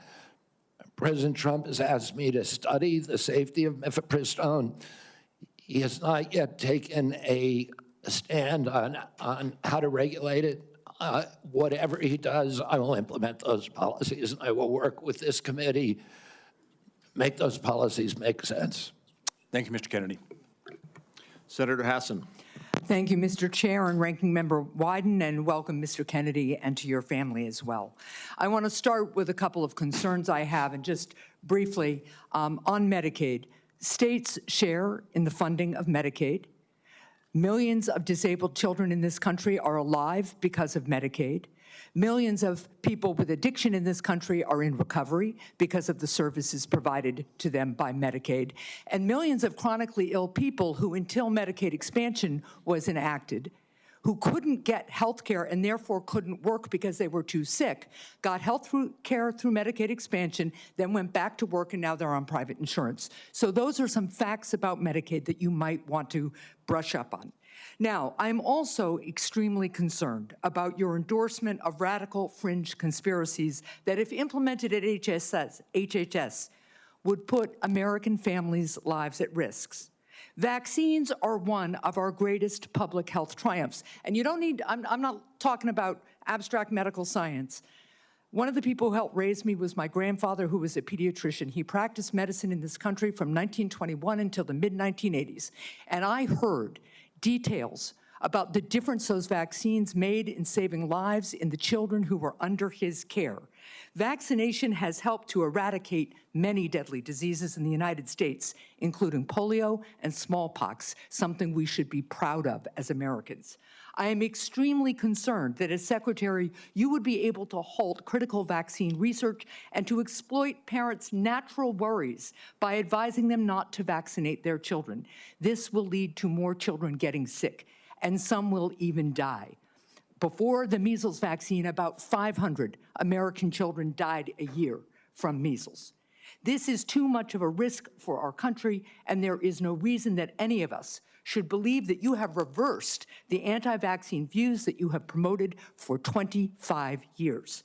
For example, you have previously falsely suggested that the polio vaccine killed many, many, many, many more people than polio ever did by causing fatal cancers, while rigorous safety studies show that to be completely false. Now, let's go to something we agree upon. I am really heartened to see that one area where we agree on is on women's reproductive freedom. In your own words, it's not the government's place to tell people what to do with their bodies. You said that, correct? Yeah. Mr. Kennedy, in 2023, you came to New Hampshire and said, quote, "I'm pro-choice. I don't think the government has any business telling people what they can or cannot do with their body." So you said that, right? Yes. Yep. But you also said we need to trust the women to make that choice because I don't trust government to make any choices. You said that too, right? Yes. It is remarkable that you have such a long record of fighting for women's reproductive freedom, and really great that my Republican colleagues are so open to voting for a pro-choice HHS Secretary. So, Mr. Kennedy, I'm confused. You have clearly stated in the past that bodily autonomy is one of your core values. The question is, do you stand for that value or not? When was it that you decided to sell out the values you've had your whole life in order to be given power by President Trump? Senator, I agree with President Trump that every abortion is a tragedy, that we can't be a moral authority in this country. Right, so, but that isn't what you said back in New Hampshire in 2023. My question is exactly when did you decide to sell out your life's work and values to get this position? Senator, I agree with President Trump that every abortion is a tragedy. So what you're telling us, just to be clear, because my time is limited, is that regardless of what you believe, regardless of what values you have, if President Trump tells you to do something, you're going to do it. You said just now the discussion about mifepristone. Oh, he's asked me to study the safety of it. Here are the safety studies that tell us mifepristone is safe and effective. And I ask, Mr. Chair, that these about 40 studies be admitted to the record by unanimous consent. Without objection. So the studies are there. The safety is proved. The science is there. But what you're telling us is if President Trump orders you to take action to make it harder for women to get direly needed health care, you'll follow his order. If Mr. Trump, as he did yesterday, orders a halt on Medicaid payments that are essential for taking care of people with disabilities all around this country, you're going to follow that order because you are willing to sacrifice your values, your knowledge, if President Trump tells you to do that. That, to me, is unacceptable in a Secretary of Health and Human Services. As I explained before, the White House has issued a statement saying that that policy will not deprive any American benefits. The problem is the White House issued that statement only after we pointed out the damage it would do, and it became politically uncomfortable for them. You know what else that freeze on federal funding did? It halted funds for critical research that could cure pediatric cancer. So if the president tells you to do that, you're going to stop that too. That's enough. Thank you. Senator Cortez Masto is next. Thank you. Mr. Kennedy, thank you for coming into my office and having the conversation that we did. I appreciate your passion and your belief, and you've spent years really talking about the issues that matter to you, and I appreciate that. Let me ask you a couple of questions, though I just need some clarification. Right now, there's a 40-year-old law that requires hospital ERs accepting payment from Medicare to actually provide emergency care to patients. So let's say a woman experiencing a life-threatening condition like a heart attack goes to the ER. As a lawyer, you would agree that that federal law protects her right to emergency care, correct? Yes. So now a pregnant woman with life-threatening bleeding from an incomplete miscarriage goes to the ER. Let me rephrase that so you can hear. A pregnant woman with a life-threatening bleeding from an incomplete miscarriage goes to the ER, and her doctor also determines that she needs an emergency abortion. But she's in a state where abortion is banned. You would agree also as an attorney that federal law protects her right to that emergency care, correct? I don't know. I mean, the answer to that is I don't know if the state bans well, let me ask you this as an attorney. Doesn't federal law preempt state law? The federal Constitution does. Sometimes not every federal law preempts state laws. It could be unconstitutional. Now, I'm not trying to be evasive, let me ask you Senator. this. I'm just telling you I don't know the I answer appreciate to that question. But what authority do you have over this as the director of HHS? What authority do I have? Yeah, to enforce the law. In what regards? To make sure that a hospital that receives payment from Medicare is ensuring that they're providing the necessary emergency care to patients when they present. It's actually the EMTALA law. So what authority as HHS director do you have with respect to EMTALA? My understanding is that I have budgetary power and that it's pretty much limited to that. But if you tell me I have another authority, I don't even think that. Well, let me tell you, we have a law enforcement branch at HHS. Actually, you do, and that's CMS. CMS actually investigates complaints of EMTALA violations, as well as the Health and Human Services Inspector General, who, by the way, was just recently fired by Donald Trump. So you will be enforcing EMTALA laws, and it's important that you understand their impact and don't play politics with the patient presenting at the ER based on a position that this administration has taken. Let me ask you another question. When we met in my office, you said about lowering drug prices, that when Big Pharma price gouges, the American people suffer. I think we both agree on that. And I think you're sincere in your belief that you want to reduce prices for Americans, correct? Yes. Yeah. The Inflation Reduction Act empowered Medicare to negotiate prescription drug prices. It penalizes drug companies for price hikes above inflation, and it caps seniors' out-of-pocket drug costs, along with reducing insulin prices to $35 per month. But your future boss, Donald Trump, on his first day in office, revoked President Biden's executive order that actually directed the health secretary to examine ways to reduce drug prices and improve access to innovative therapies for the American people. And unfortunately, Republicans in Congress want to repeal the Inflation Reduction Act, which means reversing all of those things that we worked on to lower prices for Americans. So my question to you is, what do you do? Why are you there? Are you there to be a rubber stamp to this administration and cave into all of these positions that they're taking, even though you know they're in disagreement with your positions on lowering drug prices and that they could harm Americans? How do you handle that as HHS director? Senator, my understanding is that the White House issued an executive order, I believe today, supporting the drug negotiations under the IRA. President Trump was very aggressive during his first term about negotiating drug prices. He has instructed me, and I've met with him repeatedly on as that we need lower prices than seniors in this country, and so let me ask others you, are. Let me ask you this, because I only have so much time. So we've already negotiated lowering prices for 10 drugs with Big Pharma. And Big Pharma, by the way, opposes this. They have not only are asking for a pause, they have filed lawsuits, but we've already negotiated the first 10 drugs.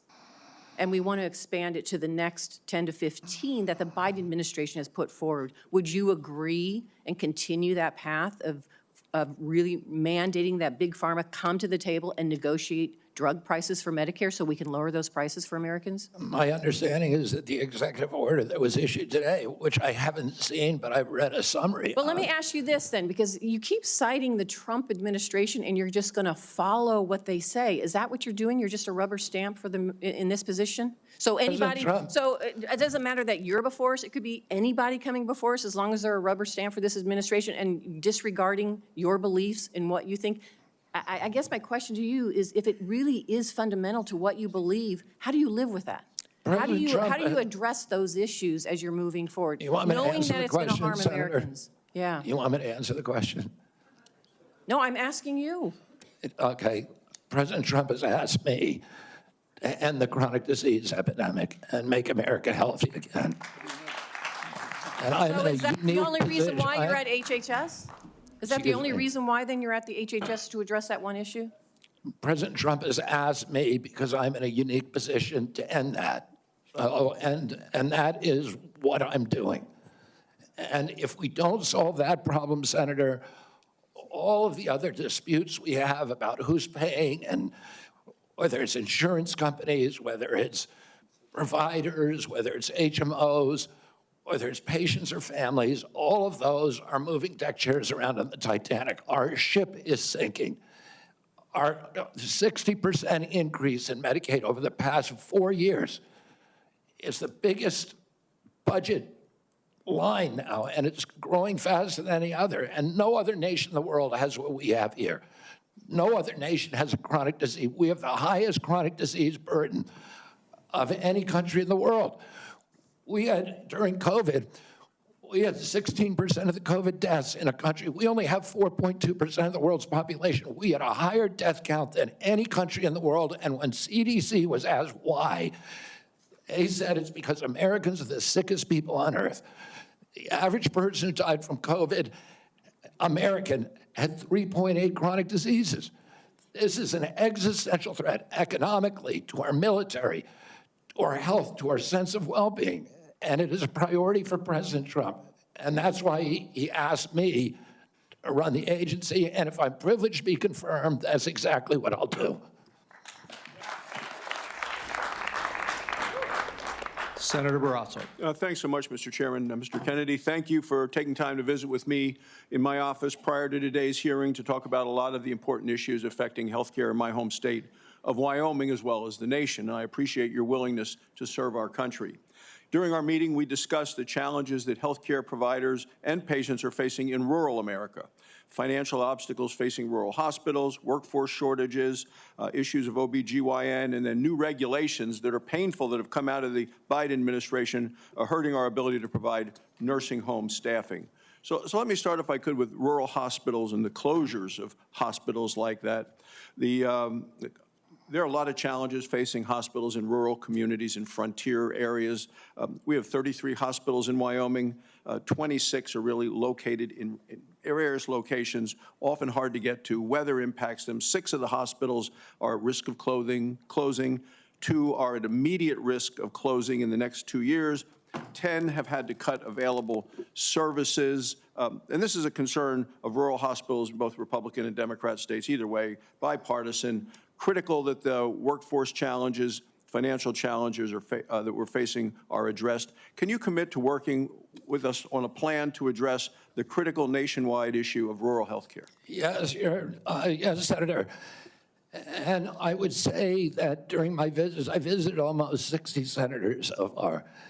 And the most common unifying, I would say, issue among both Democrats and Republicans, there were 2. One was PBM reform, and the other is rural hospitals. And, you know, our nation made a commitment over 100 years ago to put up a hospital within 30 miles of every American. We generally succeeded in doing that. It's absolutely critical. It's life-saving. And rural hospitals are closing at an extraordinary rate right now. They not only provide important health care for the localities, but also they're economic drivers for localities all over this country. President Trump is determined to end the hemorrhage of rural hospitals, and he's asked me to do that through use of AI, through telemedicine, which these are innovations that I saw the other day. A Cleveland clinic has developed an AI nurse that you cannot distinguish from a human being, that has diagnostics as good as any doctor. And we can provide concierge care to every American in this country, even those the remote parts of Wyoming, Montana, Alaska, et cetera. We also have opportunities at HRSA and at the GME to finally live up to GME's mission of providing personnel to rural hospitals. And I intend to use all of my power, because I've seen the priority that is given by both Democrats and Republicans on this committee. I intend to make that a priority if I'm privileged to be confirmed. Well, I appreciate it, because often with financial strains on a local hospital, one of the common services to be cut in rural hospitals is maternity services. So now we have women in Wyoming having to drive over 100 miles to access care. 13 counties in Wyoming don't have access to OB, and we're talking counties larger than the states of Vermont, New Hampshire, Rhode Island, Connecticut, New Jersey, Delaware, counties larger than those whole states. So will you commit to working with my office to find solutions to help address these specific maternal health challenges in rural America? Yes, Senator, I look forward to it. Another issue we specifically spoke about with this harmful Biden administration rule that have really been bad for our rural nursing homes. And it's a rule that would triple the registered nurse requirements in nursing homes. This is going to lead, there just aren't enough registered nurses in our state to be able to comply with this.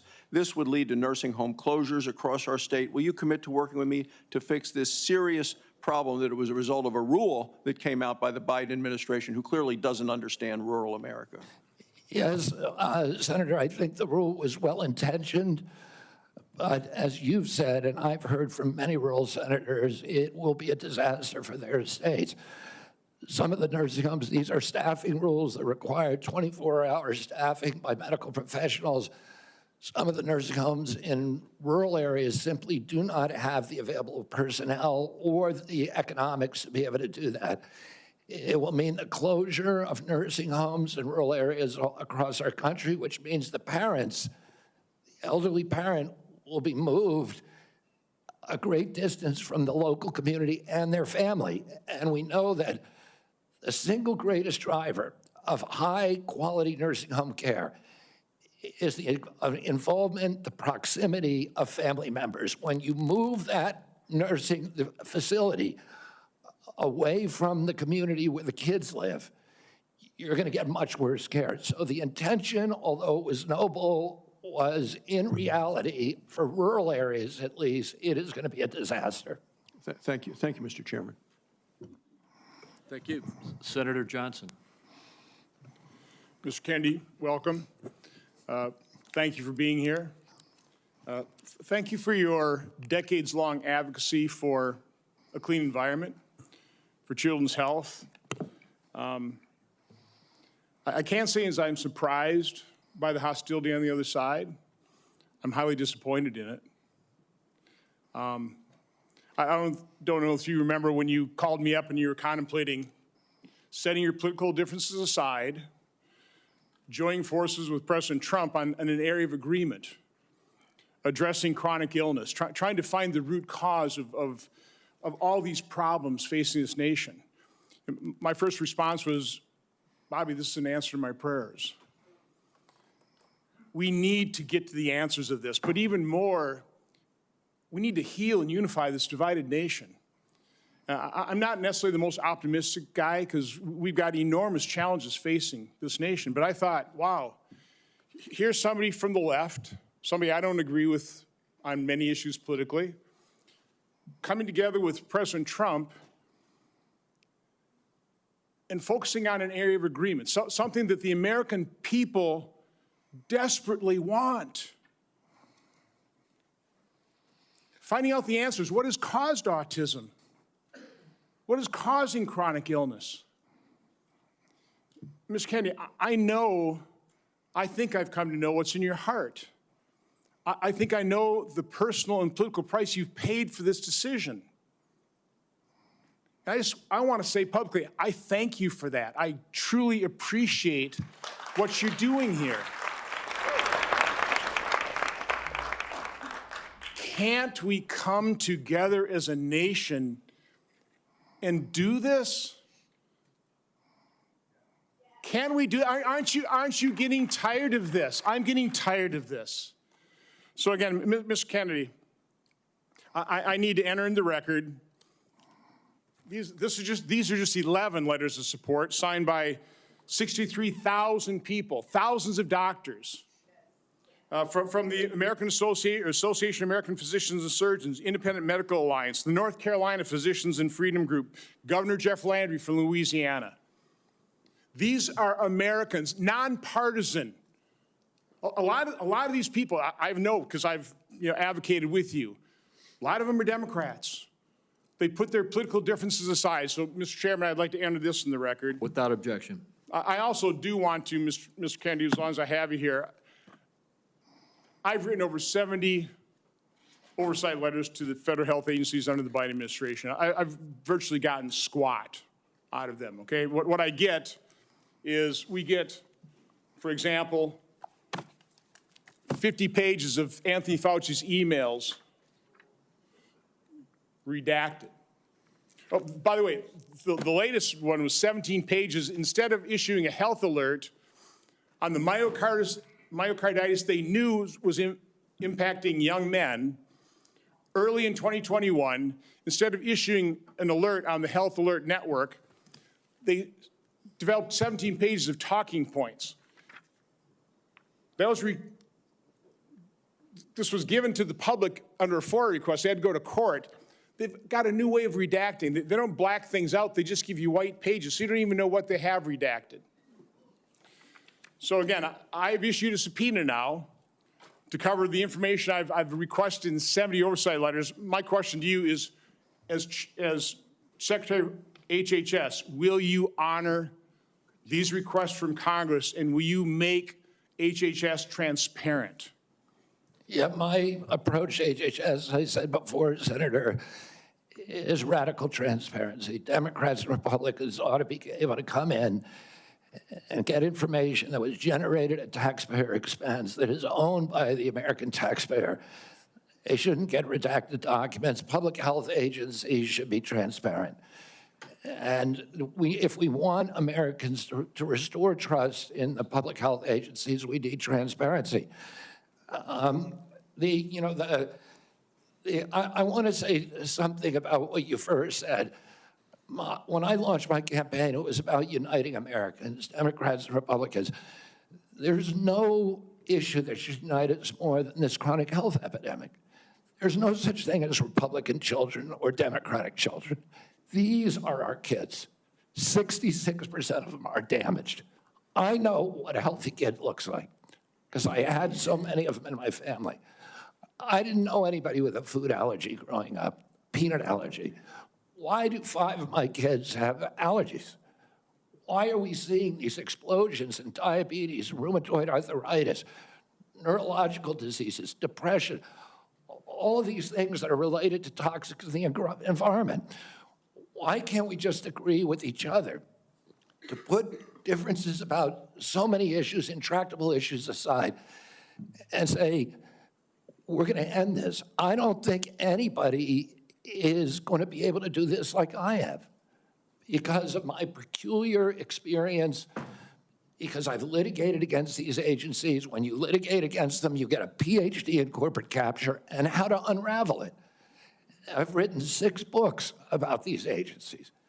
I know a lot about them, and I know how to fix it. And there's nobody who will fix it the way that I do because I'm not scared of vested interests. I don't care. I'm not here because I want a position or a job. I have a very good life and a happy family. This is something I don't need.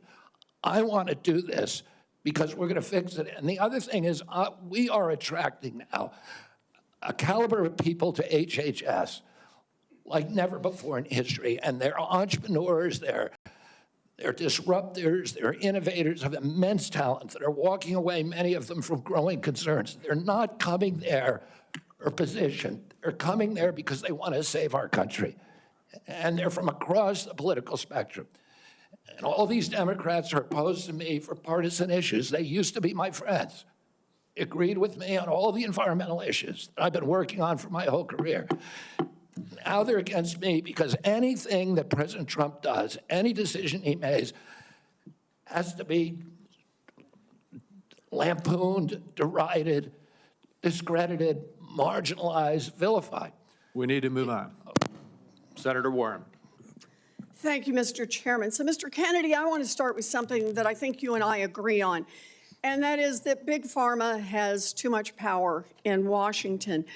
You've said that President Trump asked you to, quote, clean up corruption and conflicts.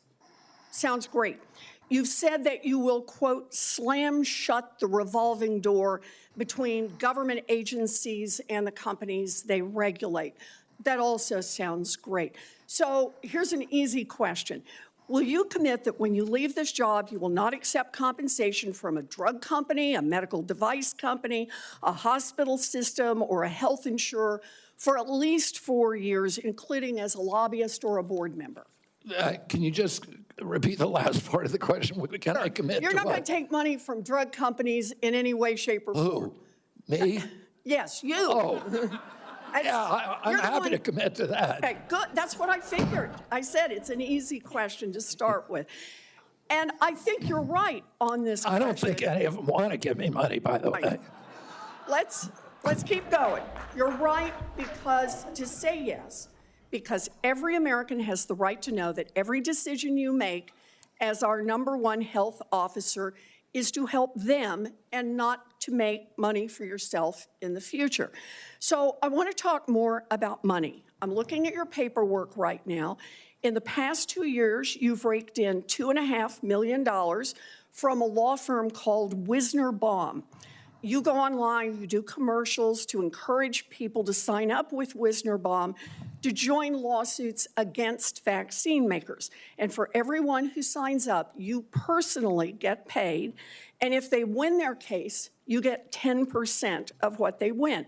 So if you bring in somebody who gets $10 million, you walk away with $1 million. Now, you just said that you want the American people to know You can't be bought. Your decisions won't depend on how much money you could make in the future.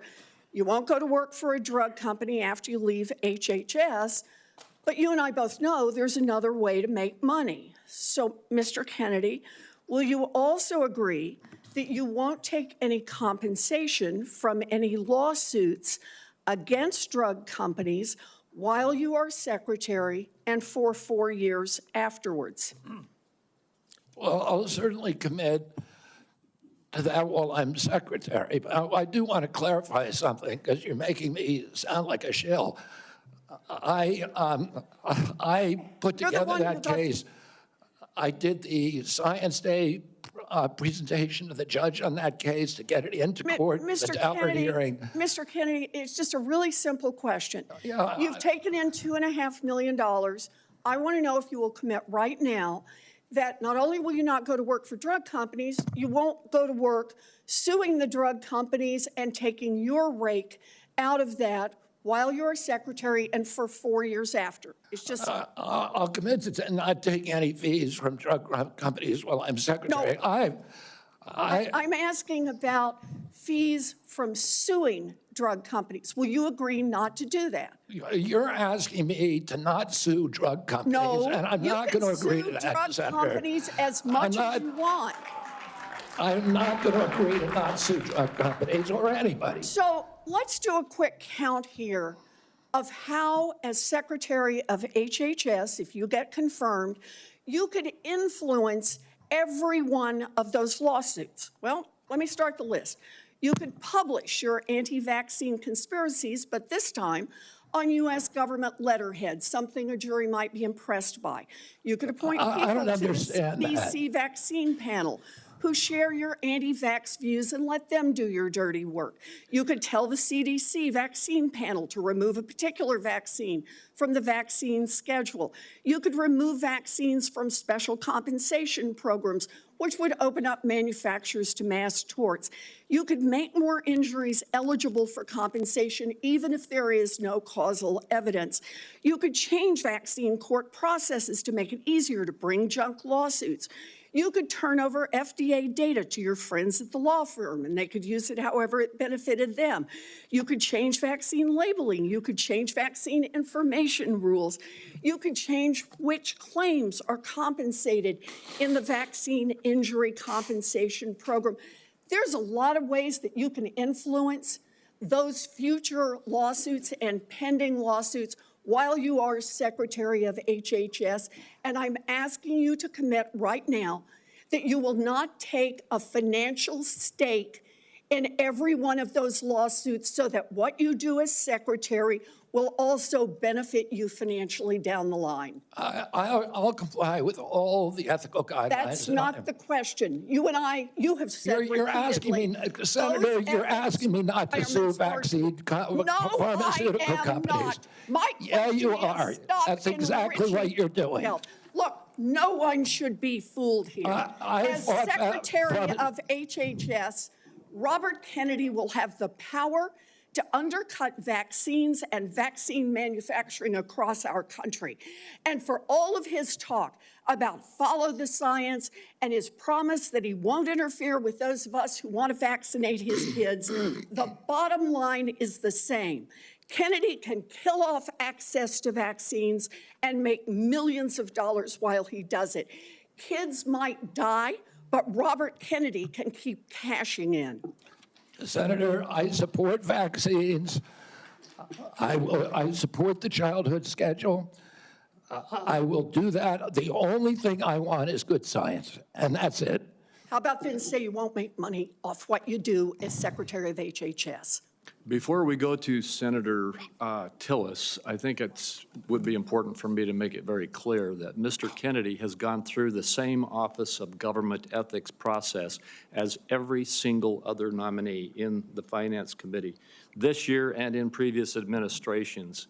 In addition to listing his assets, including the items that you've identified, he has signed an ethics letter that has been reviewed by the Office of Government Ethics concerning any possible conflict in light of its functions and the nominee's proposed duties.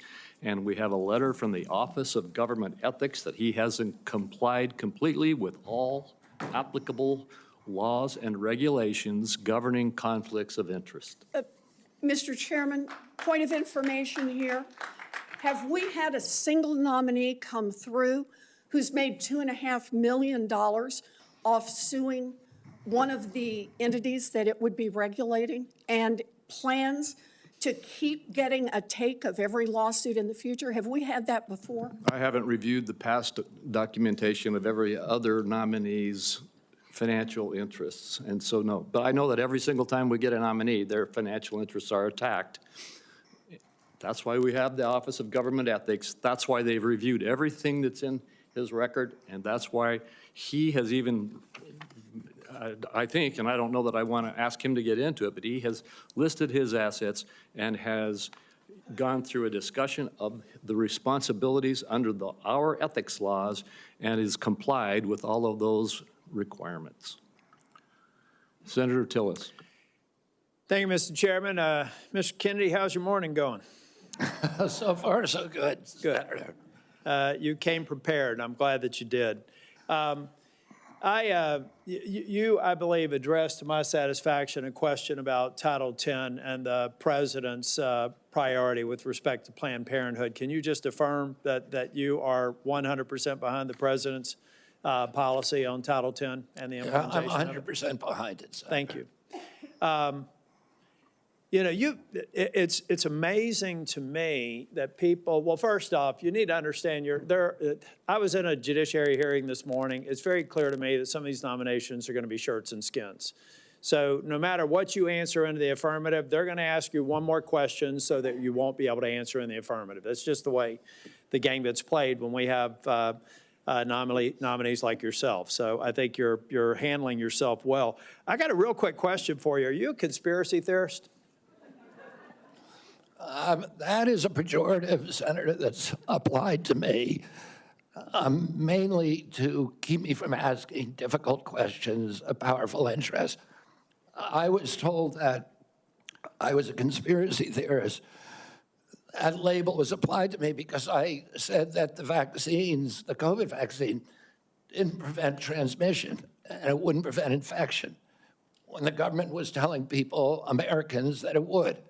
I was saying that because I was looking at the monkey studies in May of 2020. I was called a conspiracy. Now everybody admits it.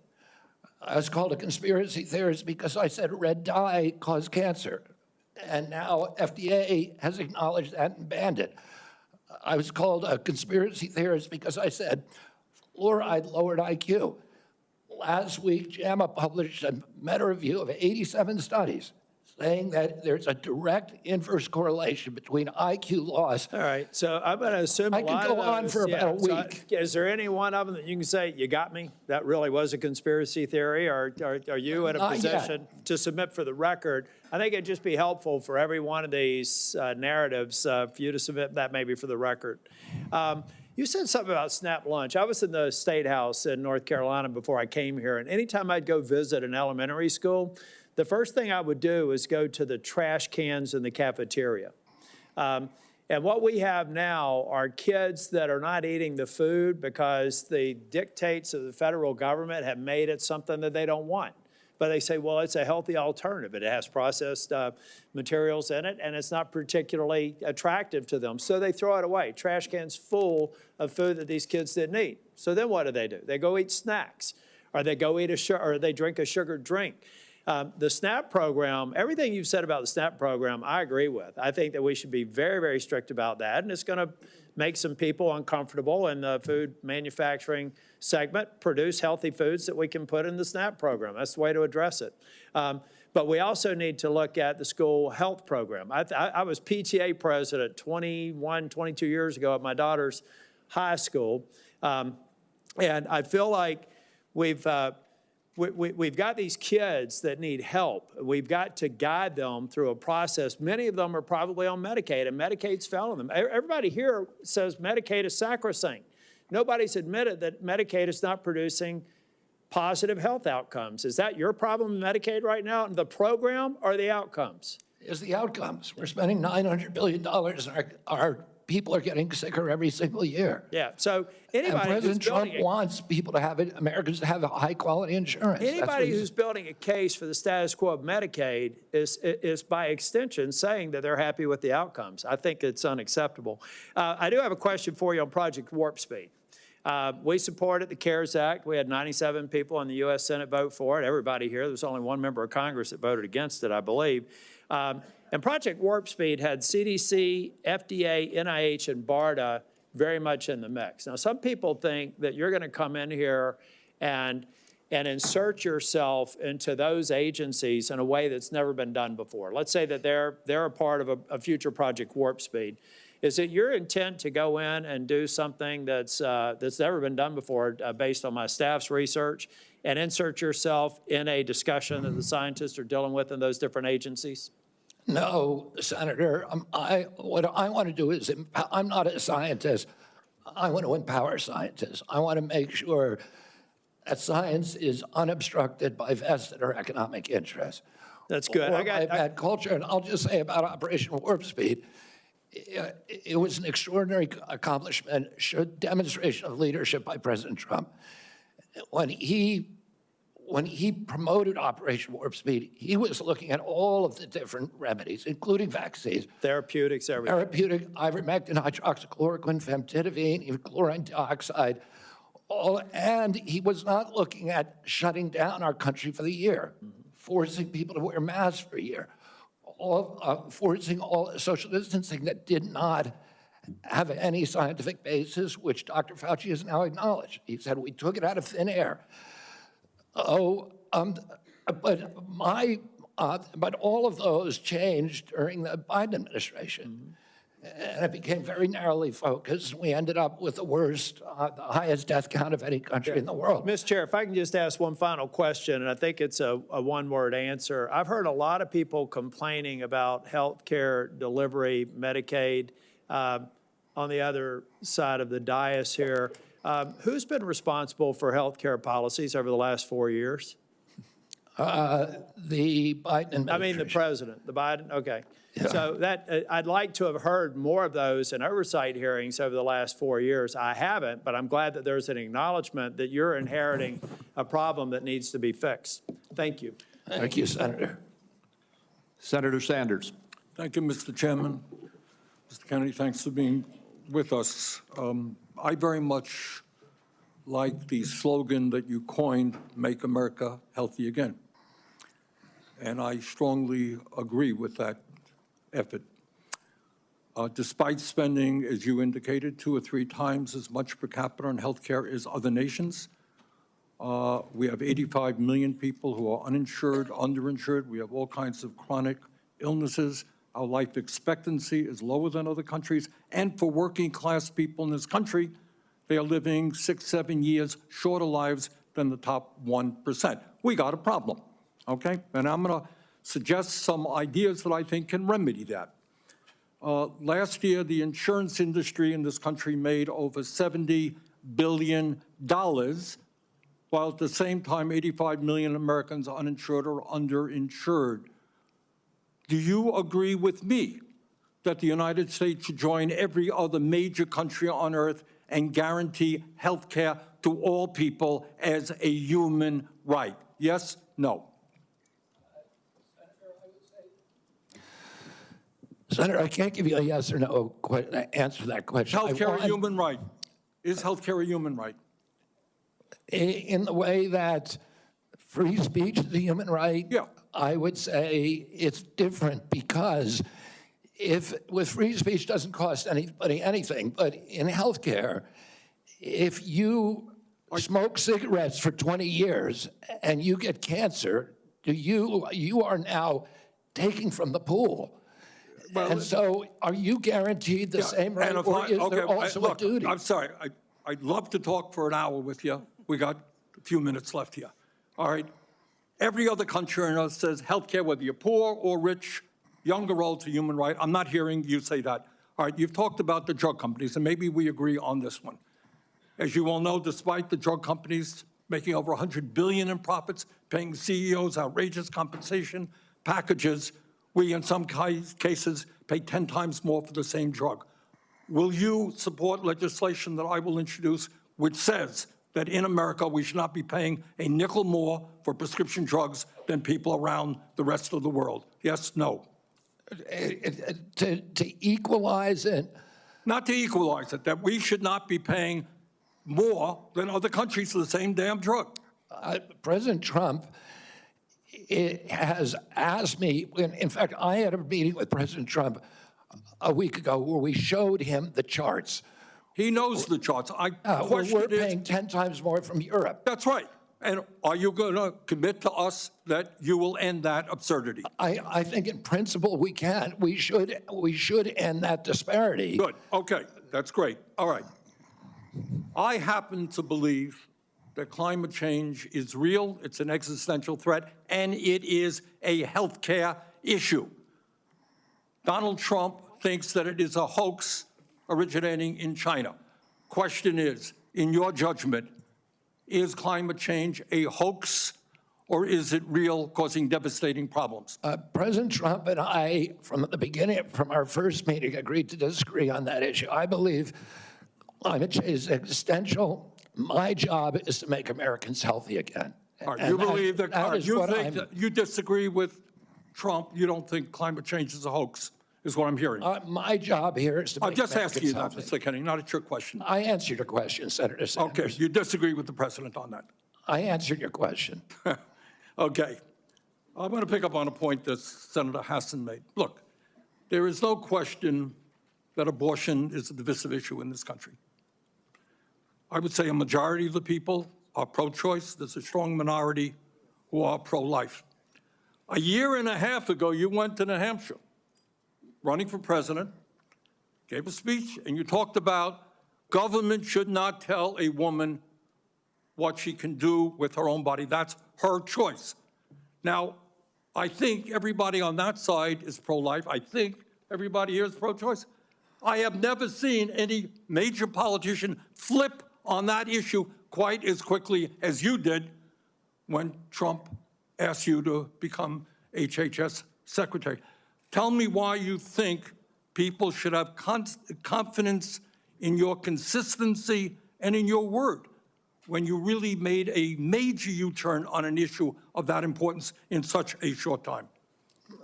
Senator, I believe, and I've always believed, that every abortion is a tragedy.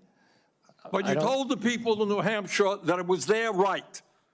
All right, let me do a last question here because I'm running out of time. I think the gist of what you're trying to say today is you're really pro-vaccine, you want to ask questions. You have started a group called the Children's Health Defense. You're the originator. Right now, as I understand it, on their website, they are selling what's called onesies. These are little things, clothing for babies. One of them is titled Unvaxxed, Unafraid. Next one, and they're sold for $26 a piece, by the way. Next one is No Vax, No Problem. Now, you're coming before this committee and you say you're pro-vaccine. Just want to ask some questions. And yet your organization is making money selling a child's product to parents for $26, which casts fundamental doubt on the usefulness of vaccines. Can you tell us now that you will, now that you are pro-vaccine, that you're going to have your organization take these products off the market? Senator, I have no power over that organization. I'm not part of it. I resigned from the board. Yeah, that was just a few months ago. You founded that. You certainly have power. You can make that call. Are you supportive of this? I've had nothing to do with leadership. Are you supportive of these onesies? I'm supportive of vaccines. Are you supportive of this clothing, which is militantly anti-vaccine? I am supportive of vaccines. Right. I will. I want good science, and I want to protect. But you will not tell the organization you founded not to continue selling that product. Thank you, Mr. Chairman. Senator Blackburn. Thank you so much, Mr. Chairman, and thank you so much for being with us today. And I have no doubt that you will be confirmed and you are going to do such a solid job for the people of this country. And I do have several issues I wanted to talk with you about, and didn't have time to cover them all when we met prior to the meeting, but rural health care is very important to me and the people of Tennessee. 78 of our 95 counties are rural counties. Now, over the last few years, we've seen hospital closures. So we have focused on access in rural areas. And my rural health agenda, which is bipartisan, focuses on innovation, telehealth, access points. It focuses on work shortages, and also Senator Warner and I have together focused on making certain that we address the area wage index and do that fairly for our citizens that are in rural communities. So I would like a commitment from you that when confirmed, you and your CMS administrator will work with us to make certain that the area wage index is balanced and that it is fair to rural areas. Senator, both Dr. Oz and myself recognize that rural health care is in crisis in this country, and that is catastrophic for our entire country. And I talked a little bit about my commitment to rural health earlier in this hearing. The regional price points, as you know, are set by Congress and not by HHS. I will certainly, and I know Dr. Oz will certainly work with you to make them sensible. We look forward to that. Also, you and I, before you came forward as the secretary, the nominee, we had talked in years past about over-medicating youth and concerns over that. And I was looking at a report from TennCare, which is our Medicaid program in Tennessee. And I was concerned when I saw a number that TennCare had spent $90 million in 2024 alone on ADHD. This was 417,000 of our children. And $90 million, to me, that is heartbreaking, what is happening there. So how will you prioritize oversight of prescribing practices while promoting alternative solutions such as counseling, behavioral therapies, community-based interventions for our youth? Exactly, and that's the solution. 15% of American youth are now on Adderall or some other ADHD medication. Even higher percentages are on SSRIs and benzos. We are not just over-medicating our children, we're over-medicating our entire population. Half the pharmaceutical drugs on Earth are now sold here. 70% of the profits from pharmaceutical companies are from the United States, even though we only have 4.2% of the world's population.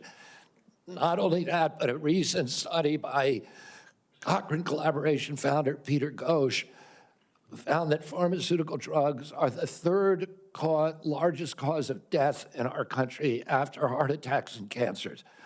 Oh, they're not making us healthier. We need community health initiatives. We need access to treatment. We need exercise. We need better food.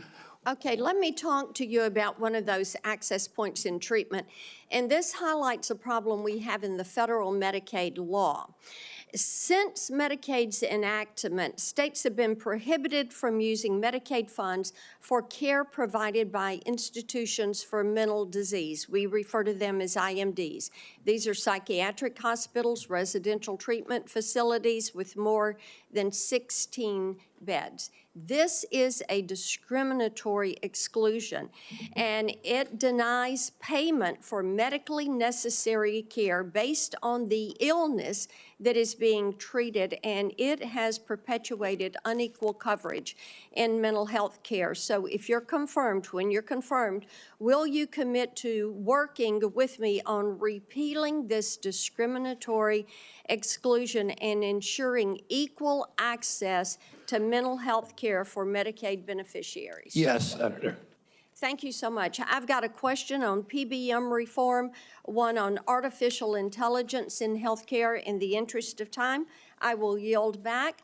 I look forward to seeing you help make us healthy again. Thank you, Senator.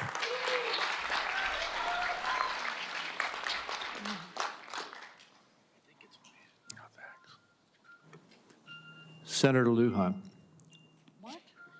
No, you're next. I'm next. Excuse me, just, I made a mistake. It's Senator Cantwell. Thank you so much. Thank you, Mr. Chairman, and just congratulations on your nomination, Mr. Kennedy. And I've been absent only because I've been in another hearing with the nominee to be the Commerce Secretary. So I will review everything that you've said today and look at that diligently. But one of the things that I wanted to discuss with you is I represent a very big innovation state.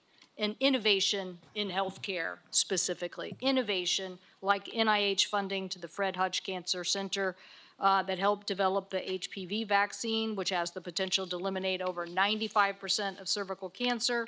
NIH also funds a lot of jobs and grants, nearly 11,000 people in the state of Washington and over $1.2 billion worth of grants. So while I agree with you on healthy foods, I definitely am troubled by the medical research side of innovation and some of the things that you have said. In fact, this issue about laying off 600 employees at NIH, or giving the fact that, to quote, give infectious disease a break for 8 years. So we've had a chance to talk about this a little bit, but the most striking example of this is when COVID hit. And we were the first in the nation. We had the first case, and it really was the fast response by the University of Washington that really helped save lives.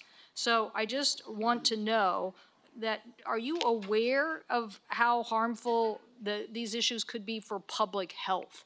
That public health in and of itself could be affected by these kind of anti-science views?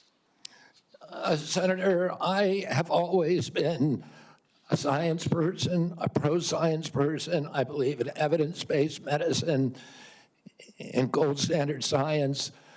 When I said, and I've explained this before you came in, that 600 people out of a workforce of 91,000 is pretty typical. Last year alone, President Biden replaced 3,000 people at HHS and 700 at NIH. I want to say this. I said give infectious disease a break because that's been the principal preoccupation.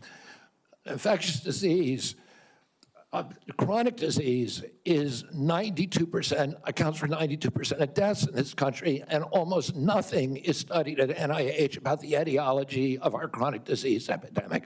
But right now, money is going to infectious disease. But I get your point. It's an interesting point.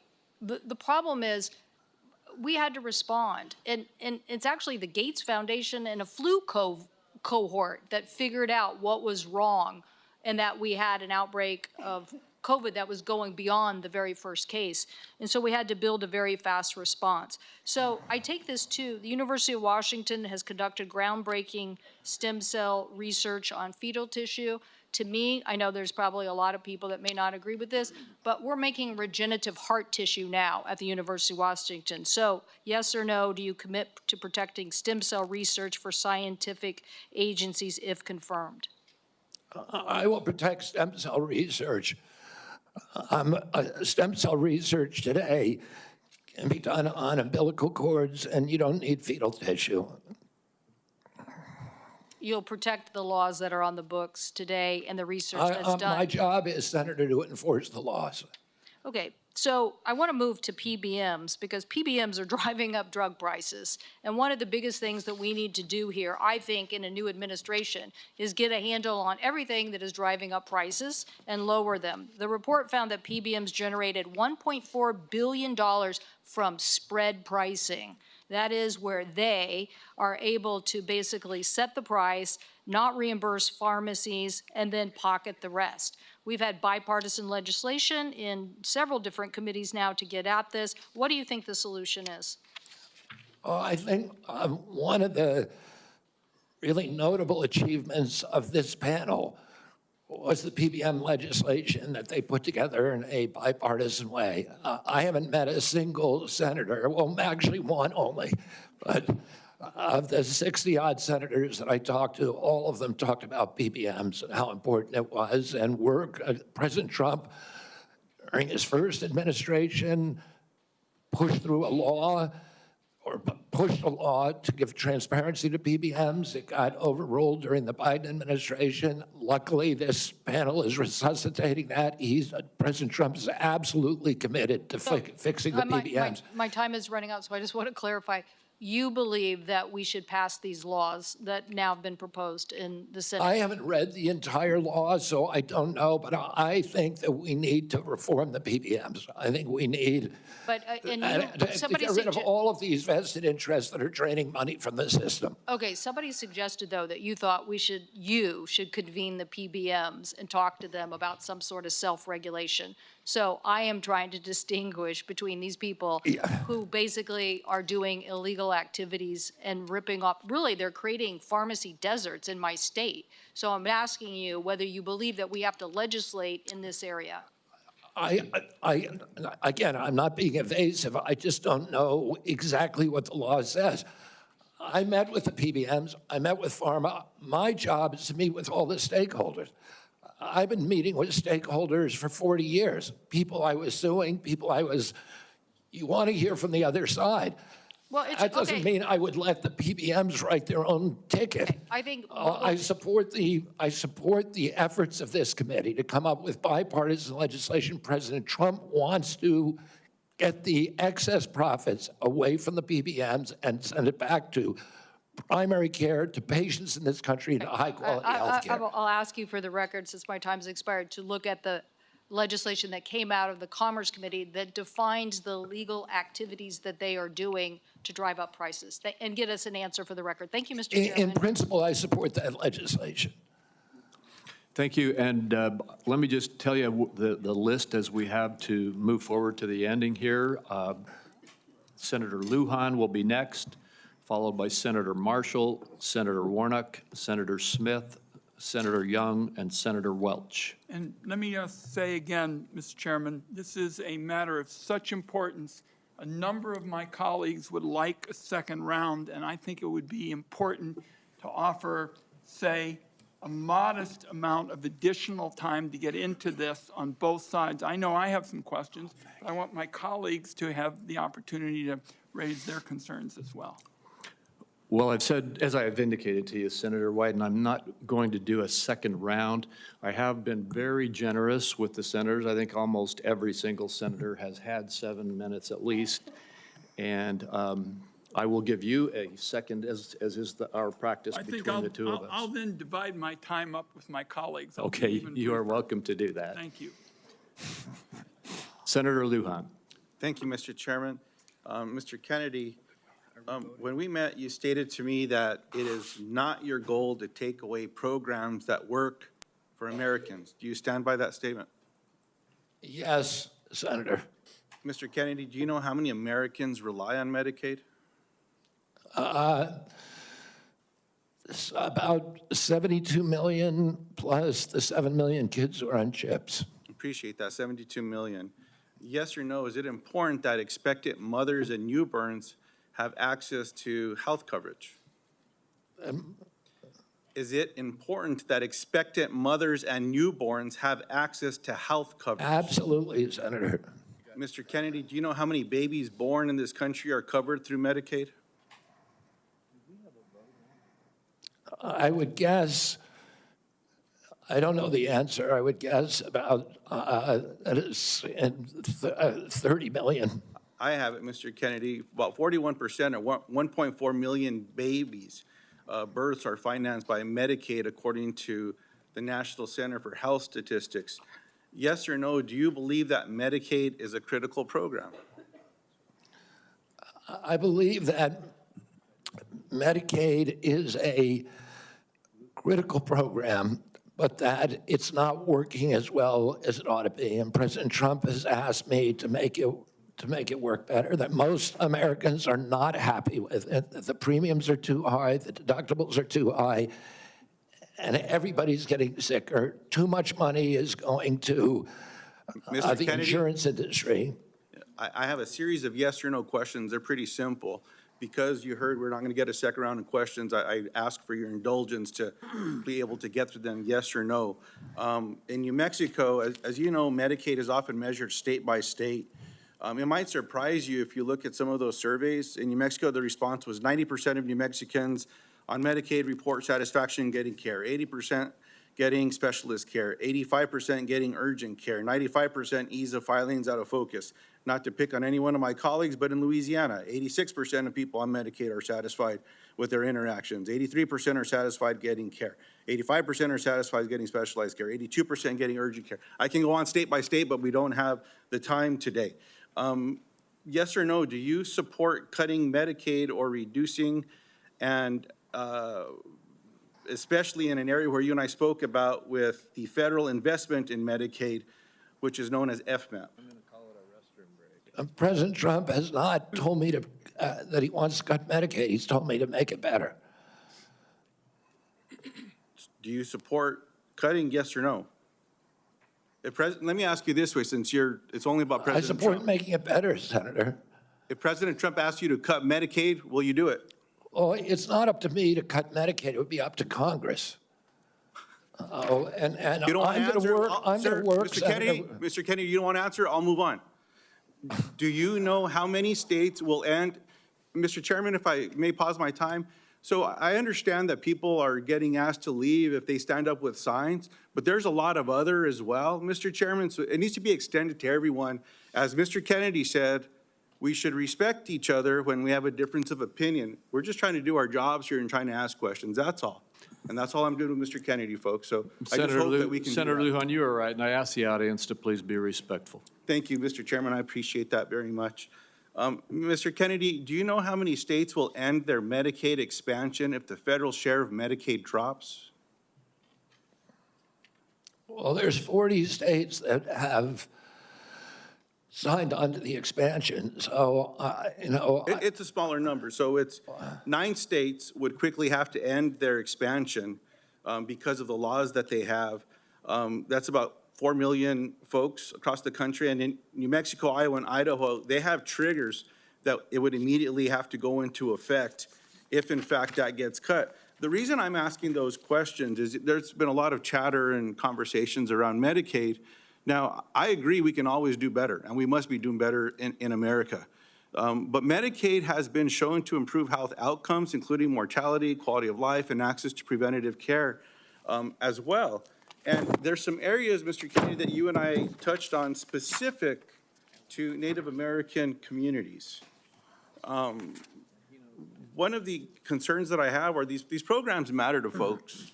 You shared your passion about caring for folks. I believed that passion. My question in this area is, as you know, when folks are doing research and they're going to check to see if medicine works on someone, if they're not included in that trial, it often doesn't help them. That's what all the evidence shows. So what are you going to do when programs are eliminated to require the inclusion of Native Americans in clinical trials when it comes to life-saving medicine? I'm going to do everything I can to make sure that there's Native Americans in clinical trials. As I said to you when I visited your office, I spent 20% of my career working on Native issues. My family's been deeply involved with them. My father and uncle were big critics of the Indian Health Service, a failure to deliver good health results or health care on the reservations. I'm going to bring a Native, and for the first time in history, into my central office, that all the major decisions in my office will be that he will have it. We've already interviewed candidate, a very, very good candidate, will have direct impact on all the major offices. And one of my priorities is to improve. I appreciate that. I have a follow-up in that space specifically. Will you commit to finalizing the congressionally mandated FDA guidance to increase clinical trial diversity? Just repeat that again. I'm sorry, Will Senator. you commit to finalizing the congressionally mandated FDA guidance to increasing clinical trial diversity? Yes. I appreciate that. Will you commit to reinstating all of the pages that were eliminated and people that were fired from this administration that have this responsibility? I cannot commit to that because I don't know who they are. Well, there's I'll some commit folks to out there doing the working work. with you to make sure those positions are adequately staffed. I will follow up in writing in those specific areas because I think there's some commonality here, but answers matter. And so I'd like to get those as timely as possible. The last thing, Mr. Chairman, that I'll say is one of the conversations I had last before this hearing was with a family that I've been working with to work with my Republican colleagues when it comes to autism and federal programs and making a difference in these families' lives and this little girl's life. What I'm asking now, Mr. Chairman, is unanimous consent to enter into the record an article from Autism Speaks titled, quote, "Do Vaccines Cause Autism?" End quote. And I'll note that the first sentence states, quote, "Vaccines do not cause autism," end quote. Thank you. I yield back. Without objection. And before we move on, we've had a request from several quarters for a quick restroom break. We will take a 5-minute recess. I'm sorry to those remaining 5 or 6 senators who must wait a few minutes, but we will have a quick break. We will be back as soon as we can.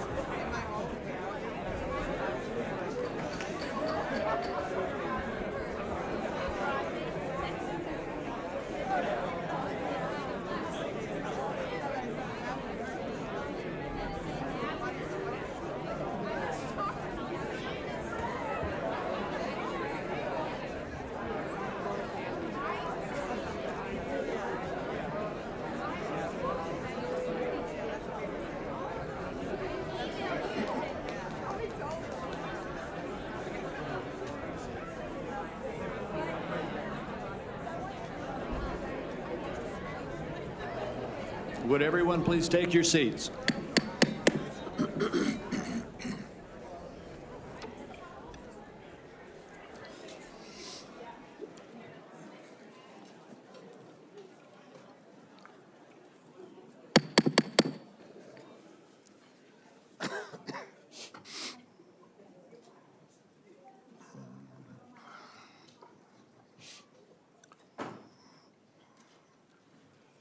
This committee will continue and come out of recess and go back into session. Before we go to you, Senator Marshall, I'd like to just tell everybody the remaining list: Senator Marshall, Senator Warnock, Senator Smith, Senator Young, and Senator Welch. And then I did indicate earlier that I would give another 5 minutes to Senator Wyden. I understand he has distributed that 5 minutes to a few of the other senators. So we will have a few more quick questions, and then we will proceed. And I would like to thank the audience again. I know we had a couple of outbursts earlier, but I want to thank the audience for being respectful and encourage the audience to continue to be respectful as we conclude the hearing. With that, Senator Marshall. Thank you, Chairman. Obesity, diabetes, heart disease. Obesity, diabetes, heart disease account for probably 80% of health challenges in America. You know how many times I heard my friends across the aisle mention any three of those? I don't know if we've lost the forest for the trees here. Vaccine is a critical issue. I understand that. I don't see how Mr. Kennedy's position could be any more clear that he's going to support the vaccines, he's going to support the science and empowerment to parents and their doctors to make these choices. 60% of Americans have a chronic disease, that there's an epidemic of chronic diseases across the country. And this Make America Healthy Again movement is palpable to me. It started on the campaign trail in 2020 when moms I'd never met, that never involved in the political process, came up to me and said, look, I want to make these choices about my children with my doctor, not the federal government. That it's a very real thing. Moms, dads, grandparents across the country grab me and say, look, why do 20% of our children now, why are they on a prescription drug? So, Mr. Kennedy, what is your prescription to help make America healthy again? What's your vision? What does that look like to you? Thank you, Senator Marshall. We're having epidemics of all these chronic illnesses, autoimmune diseases, neurological diseases, allergic diseases, obesity. When my uncle was president, 3% of Americans were obese. Today, 74% of Americans are obese or overweight. No other country has anything like this. In Japan, the obesity rate is still 3%. And epidemics are not caused by genes. Genes may provide the vulnerability, but you need an environmental toxin. Something is poisoning the American people. And we know that the primary culprits are changing food supply, the switch to highly chemical intensive processed foods. We have 10,000 ingredients in our country, in our foods. The Europeans have only 400. If you buy McDonald's French fries in our country, there's 11 ingredients, my understanding. In Europe, there's only 3. If you buy Fruit Loops in our country, they're loaded with food dyes, with yellow dye, red dye, blue dye, and many other ingredients. The same company makes the same product with different ingredients for Canada and Europe. And at age, we don't have good science on all these things. And that is deliberate. That's a deliberate choice not to study the things that are truly making us sick, that are not only contributing to chronic disease, but to mortalities from infectious disease. We need to get a handle on this, because if we don't, it's an existential threat. Our country is not going to be destroyed because we get the marginal tax rate wrong, or because we get one of these culture war issues that we've been talking about today wrong. It's going to be destroyed if we continue down this trajectory of chronic disease. We need to fix our food supply, and that's the number one. Thank you, Mr. Kennedy. Certainly, I share your concern with ultra-processed foods. On the other end of this food chain are my farmers and ranchers back home. Would you just take a second and share your compassion, how you feel about farmers and ranchers, that they respond to the market. They don't dictate the market. They grow what the market is wanting them to grow.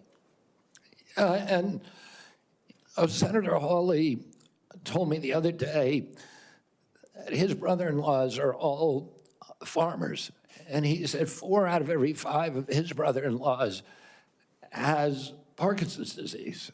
And that kind of cluster we're seeing across farm country of cancers, autoimmune diseases, obesity, et cetera. Oh, it's, and we can now not export American food to Europe because the Europeans won't take our food. That's not good for farmers. We're also destroying our soil because some of the chemicals that farmers use destroy the microbiome. And that causes the erosion of the soil. You can't get water infiltration. Water pools up and it washes the soil off.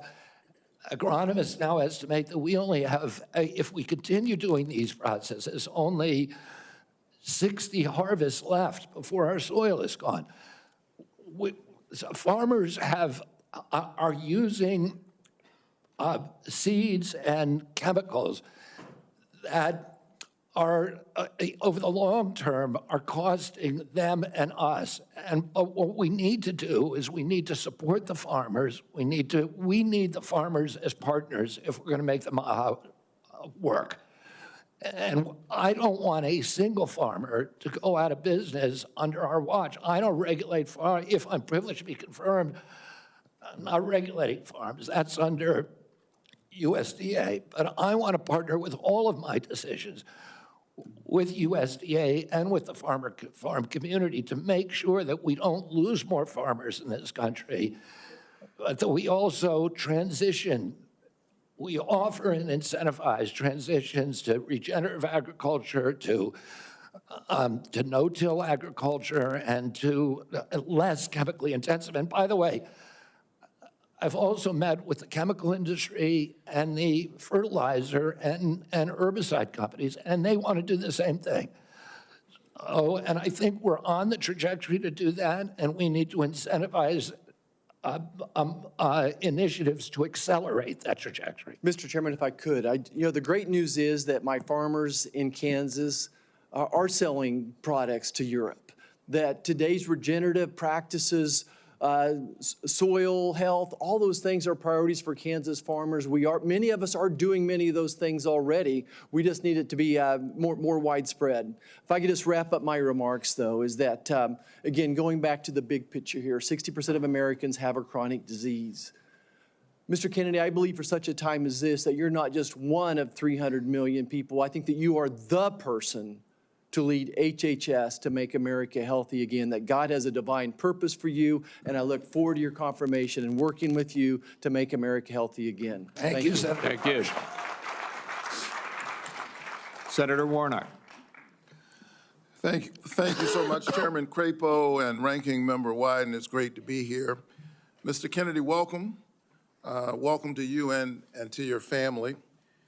Thank you for meeting with me a few days ago. I'd like to follow up, if I might, with some of the issues that we discussed in my office. I want to talk to you first about the CDC, or the Centers for Disease Control and Prevention. I'm proud of the work that the CDC does, proud that it's located in Georgia with more than 10,000 employees in my state. If confirmed, you would be the Cabinet Secretary over the CDC. Representing HHS, it's about 29% of the federal budget. CDC is a part of that. Do you agree that the CDC's work is critical to Georgia, critical for our country, and the health of the entire world? Yes, Senator. Senator Isaacson, my Republican predecessor, would have agreed with that. Bless his memory. He was a fierce advocate for the CDC, as am I. The CDC is an agency filled with hard-working, dedicated public health servants. They wake up every single day working to keep us safe. I think we don't think often enough about their work because it's easy not to celebrate the folks who are protecting you from that which doesn't appear because of the work that they're doing. So grateful for the work that the CDC employees do. Some of them are members of my church. I saw that deep commitment firsthand when I visited the CDC just last summer. Mr. Kennedy, you have compared the CDC's work to Nazi death camps. You've compared it to sexual abusers in the Catholic Church. You've also said that many of them belong, this is a direct quote, many of them belong in jail. For me, those are disturbing characterizations of the CDC workers that I know who are trying to keep the American public safe every single day. And as you are presented as the nominee for this position, I need to know, do you stand by those statements that you made in the past, or do you retract those previous statements? Senator, I don't believe that I ever compared the CDC to Nazi death camps. I support the CDC. My job is not to dismantle or harm the CDC. My job is to empower the scientists if I'm privileged to be confirmed. So you retract those statements? I'm not retracting it. I never said it. Well, actually, I have a transcript of me saying that it's a Nazi death camp. Yeah, let me read your words. It says that the institution CDC and the vaccine program, is your description of their work, is more important than the children that it's supposed to protect. And you know, it's the same reason we had a pedophile scandal in the Catholic Church. It's because people were able to convince themselves that the institution of the church was more important than these little boys and girls who were being raped. That's pretty provocative language. You said in another statement to me, this is like Nazi death camp.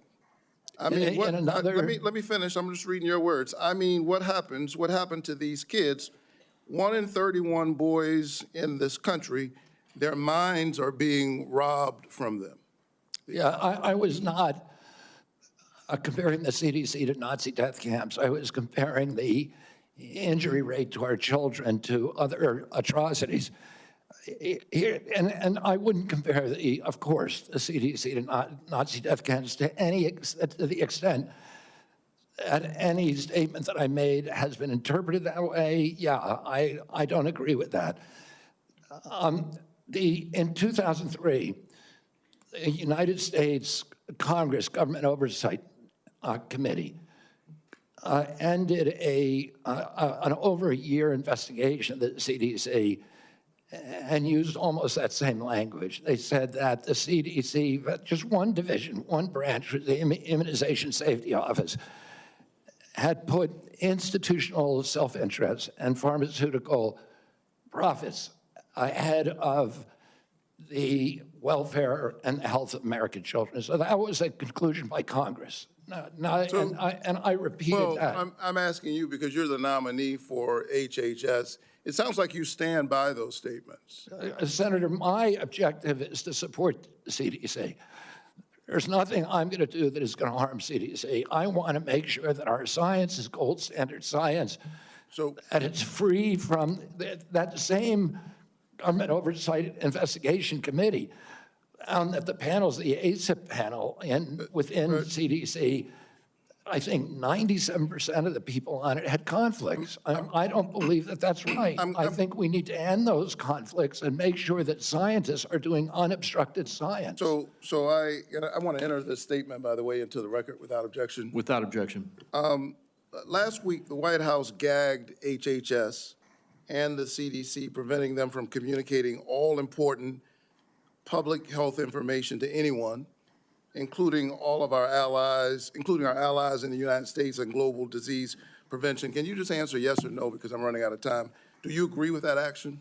I was not consulted on it, but that's pretty much standard operating procedure for incoming administration. So you agree with the action that gagged HHS and CDC from communicating important public health information to the public? That directive made sure that no public health, that only non-essential travel and mass communications were temporarily suspended pending the confirmation of a new HHS secretary. This is standard operating procedure for every administration. I get it. I don't think what we've seen over the last several days is standard operation for new administrations. I think we're seeing some unprecedented actions, but you agree with it.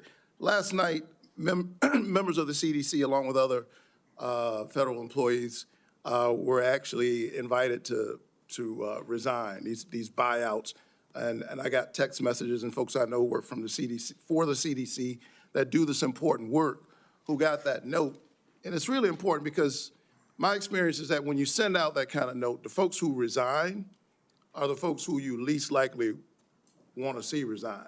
They got other options. They're gifted folks. They got a lot of expertise. They have options.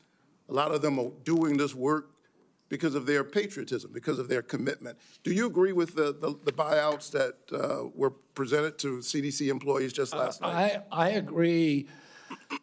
At the vast majority of the scientists and experts at CDC are patriots of good government service. Can you tell me yes or no? I don't think anybody's going to resign who's committed to making America healthy again. Can you just answer yes? Okay, you agree with the buyouts.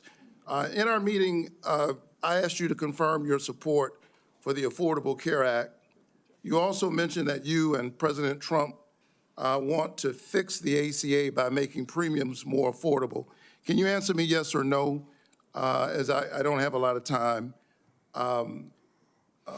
Did you know that tax credits that help families afford health insurance and save Georgians an average of $531 per month per person are set to expire at the end of the year? Did you know that? I do. We need to move on. Do you support Congress extending these tax credits so that Americans can continue to afford health care? Congress has to make its own decisions about that. My instructions from President Trump you're saying I'm running out of time, but I'm having a lot of trouble getting the witness to answer yes or no to a yes or no question. Well, and I've got one more question. You're almost at 9 minutes, sir. Well, I need him to answer yes or no. Yes or no? I'm not going to answer yes or no to a question that's not susceptible to an honest yes or no answer. We need to move on. I think that the fact that you find it difficult to answer basic questions is deeply troubling for me as you present yourself as a nominee to run HHS. Thank you so very much. Senator Smith. I've been in courts all over the country, and prosecutors. Mr. Chairman, you told me I'm out of time, and the witness continues to filibuster even after I said I'm done. Senator Smith. Mr. Chair, thank you. Thank you, Mr. Chair and Ranking Member, and welcome, Mr. Kennedy. So, Mr. Kennedy, I don't have a question for you on abortion. I think that my colleagues on both sides of the aisle have covered this, but I want to say I can respect people who have different views than mine on this issue, but it's hard for me to respect people who won't give a straight answer to what they think on this issue in particular. Mr. Chair, I just want to note that I understand that anti-choice advocates have said that in these hearings they were looking to hear Mr. Kennedy provide some reassurance that he is on their side, and I'm not hearing that. And I think most Americans are looking for some hint that the decisions that people make about abortion should be personal and private, and they should be free to make those decisions without government interference, and I'm not hearing that either. To make it worse, the answers that you have given tell me that the Trump administration is more than willing to restrict or even ban medication abortion without a single act of Congress, and even in states where abortion is legal. And what is clear to me is that you and President Trump are dangerous to women's access to mifepristone. So having said that, I want to move to a different topic. Mr. Kennedy, I appreciate Senator Cornyn's questions about mental and behavioral health, something that I care a lot about. I know that you and your family have had personal experience with mental health challenges, as have I. And I agree that the mental health crisis in this country is a crisis. So let me ask you, in an interview in 2023 and again in 2024, you blamed school shootings on antidepressants. You said, and this is a quote, "There is no time in American history or human history that kids were going to shoot schools and shooting their classmates. It really started happening coterminous with the introduction of these drugs, with Prozac and with other drugs. So do you believe, as you've said, that antidepressants cause school shootings? This should be a simple question. I don't think anybody can answer that question, and I didn't answer that question. I said it So should your be answer studied. is, I said it should be studied along with other potential culprits, like they may cause. social media. But I don't know. I would never make, because there's no science on that, Well, Senator. there is, Senator, there is, Mr. Kennedy. Thank you for the promotion. The science shows that there is no link between school shootings and antidepressants. And in fact, most school shooters were not even treated with antidepressants. And of those that were, there was no evidence of association. You know, I don't think you my can question say is, that, Senator, because of HIPAA rules, nobody knows. well, that is, Mr. Kennedy, do you think that people who take antidepressants are dangerous? I think, listen, I'm not going into HHS if I'm privileged to be confirmed with any. So you can't say that people to who- impose any preconceived ideas that I may have. I just want to have good science. So you're not saying that they aren't dangerous, which means that they could be dangerous. Let me ask you this. That's not true. You've described Americans who take mental health medications as addicts who need to be sent to wellness farms to recover. Is that what you believe? No, of course, I didn't say that anybody should be compelled to do anything. No, but you said they should be sent. I said they should be available to them. I didn't say they should be sent. You said that folks kicking and that take screaming. antidepressants are like addicts. That I can provide that, Oh, I Mr. think Chair. they should have the availability. Listen, I know people, including members of my family, who've had a much worse time getting off of SSRIs than they did than people have getting off of heroin. It's the withdrawal period is, I mean, and it's written on the label. I have some This is experience very well with this documented. myself, Mr. Kennedy. This is personal for me. When I was a young woman and I was struggling with depression, thankfully, I had the resources to help me get through it, including a new generation of SSRI uptake inhibitors, which helped to clear my mind, get me back on track to being a mom and a wife and a productive, happy person. And I'm really grateful for that therapy. So I have some experience with this, and I think that everyone should have access to that care. And your job as secretary is to expand access to care, not to spread lies and misinformation. And you know, the things that you say, Mr. Kennedy, they live on. They have impact.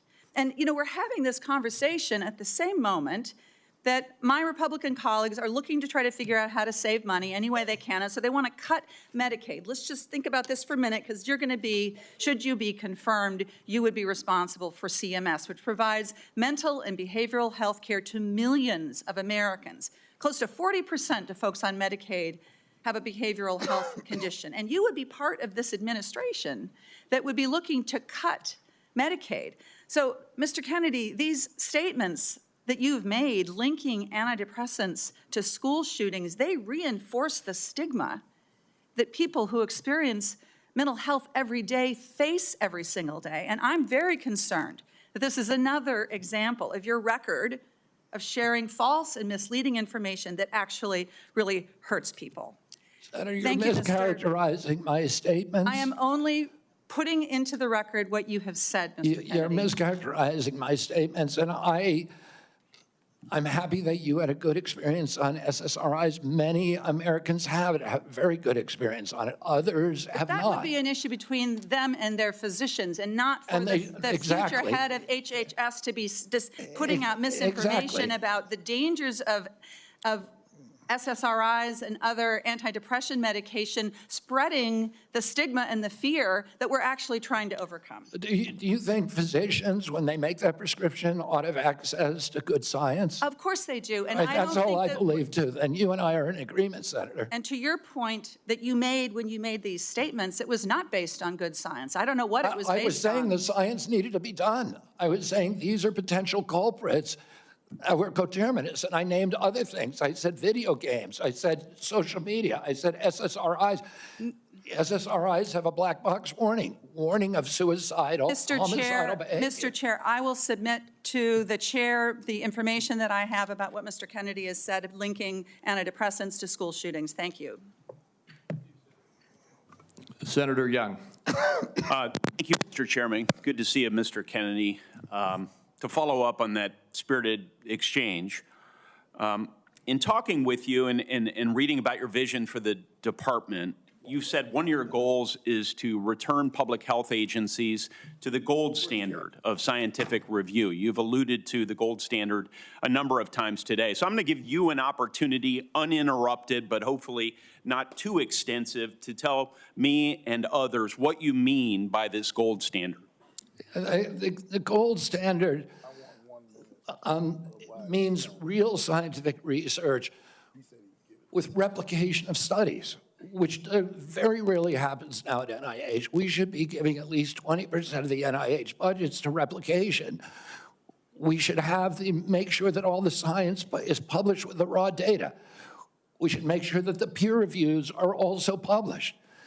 And I'll give you a quick example. 20 years ago, NIH scientists did a study on Alzheimer's, which they said it was caused by amyloid plaque. After that, NIH shut down studies of any other hypothesis. 20 years later, we now know that those studies were fraudulent. NIH has funded 800 studies on a fraudulent hypothesis, and we've lost 20 years in figuring out a cure for Alzheimer's. And that's just one example. I could give you hundreds. We need to end that. We need to end the old boy system. We need to have replicatable science and be completely transparent about raw data. Thank you, sir. In recent years, particularly during the COVID pandemic, there's been a lot of skepticism about our public health institutions. Some of this, I would say, is warranted, but it's now created a pervasive lack of trust from the public that these institutions are acting in bad faith or failing to act in objective criteria, failing, in short, to act in the best interests of the public. If confirmed, Mr. Kennedy, how will you work to regain the public's trust? I suspect it will take some time in these important public health institutions. Through radical transparency, I'm going to make the reason people don't trust the public health agencies is because they haven't been trustworthy. And you gave the example of COVID. At the beginning of COVID, everybody was rushing to get that vaccine. We had over a 90% vaccination uptake. Yes, sir. CDC's most recent recommendation is that Americans take the 8th booster. Only 23% of Americans are complying. That means 77% of Americans no longer trust CDC, and that is the problem. Yes, sir. In the absence of full information, might it, I think agree with you, but I want your response. Might it make sense to share that absence of full information with the American people, that uncertainty? I think one of the things, by observation and experience, that I saw during the pandemic was we had certain prominent doctors appear on television and indicate, no, you absolutely must not wear a mask. 2 weeks later, it's yes, you must wear a mask. But they were certain. And they even demonized people for not following the latest science, knowing there's a high level of uncertainty in that science. Would a measure of humility, and as you say, radical transparency demonstrates humility, help rebuild trust over a period of years? Absolutely. We need to tell Americans what we don't know. We need to make sure studies that reach a null hypothesis are also published. And that doesn't happen. Sir, I think you are right about why healthcare costs are so high in the first place. The answer is indeed chronic disease. 90% of our healthcare spending goes towards managing it, as you say in your open statement. It's not in the main because of waste, fraud, and abuse, although we know some exist. It's not in the main because we have greedy executives at innovative, world-class companies. It's not in the main because we haven't yet adopted an unsustainable Medicare for All scheme. It's because of this. So I'm encouraged that you intend to make that a point of emphasis as it pertains to your future leadership. I will say, with respect to COVID, it's not over for a lot of Americans. It's not over. I know the mission accomplished banner was convenient for the last administration.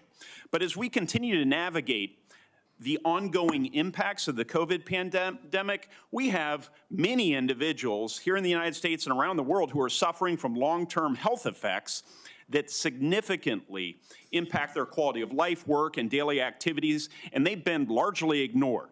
Funding for long COVID research was appropriated by Congress in December of 2020, followed by additional funding directed by the Biden administration in February 2024. Patient groups and industry publications have criticized the slow pace of clinical trial design and enrollment. If confirmed, will you collaborate with healthcare providers, researchers, and effective communities to better understand and mitigate long COVID's impact? Yes or no, please? Absolutely, Senator. There's 16 million Americans. Will you commit to prioritizing long COVID research and integrate this work into broader healthcare policies? Yes or no, please? Yes. Patient groups, experts, and industry publications have raised concerns around existing long COVID funding being spent on observational research. In particular, criticism was directed towards recover funding being used to duplicate existing findings instead of funding trials for potential treatments or diagnostics. If confirmed, Mr. Kennedy, will you work with Congress so that going forward, long COVID funding will be directed primarily towards trial or novel research directions and not replicating existing observational research? Yes or no? Absolutely, Senator, with enthusiasm. Thank you so much. If confirmed, how will you create a balance between your personal priorities of chronic disease and healthy lifestyle and the ongoing critical work of the department in areas that are focused on incentivizing and advancing innovation in modern medicine and pharmaceutical discovery? I think innovation is going to be the key to public health. And we have a unique opportunity now in history because of AI, because of telemedicine, and because of the quality of people that are now coming to HHS to actually save public health. But it's all going to rely on innovation, and I don't want to do anything that inhibits or impairs the pace of innovation.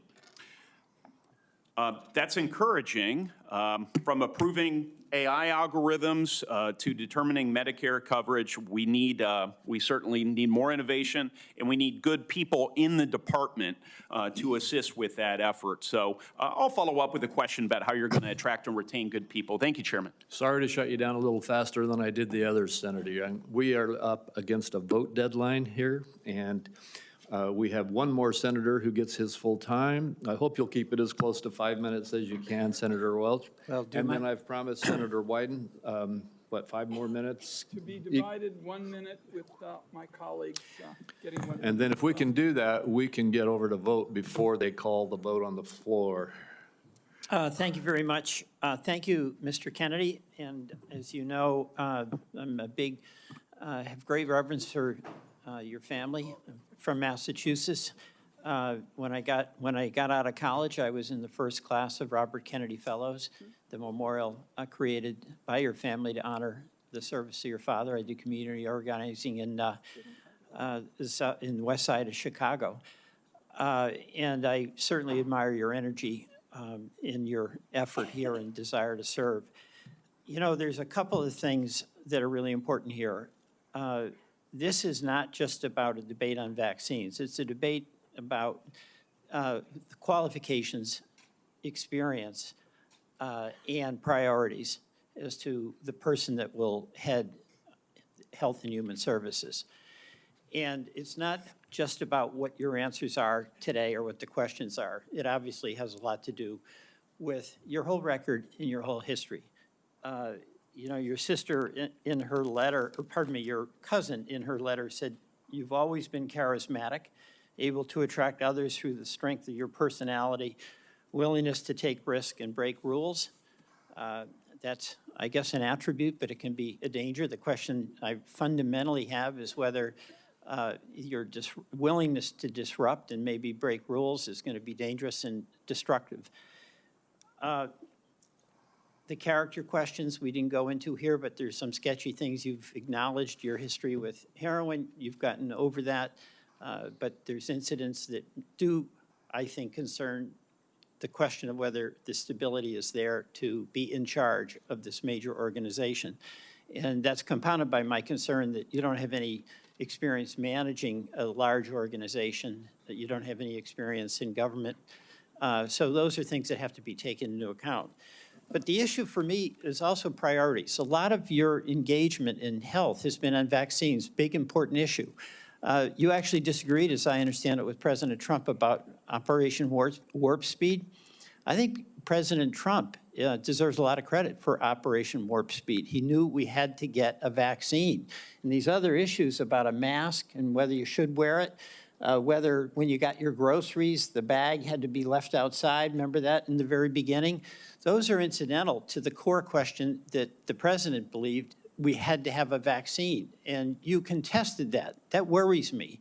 That really deeply worries me. The other questions, Senator Cassidy asked you some questions about our healthcare system. I happen to believe that our healthcare system is profoundly broken.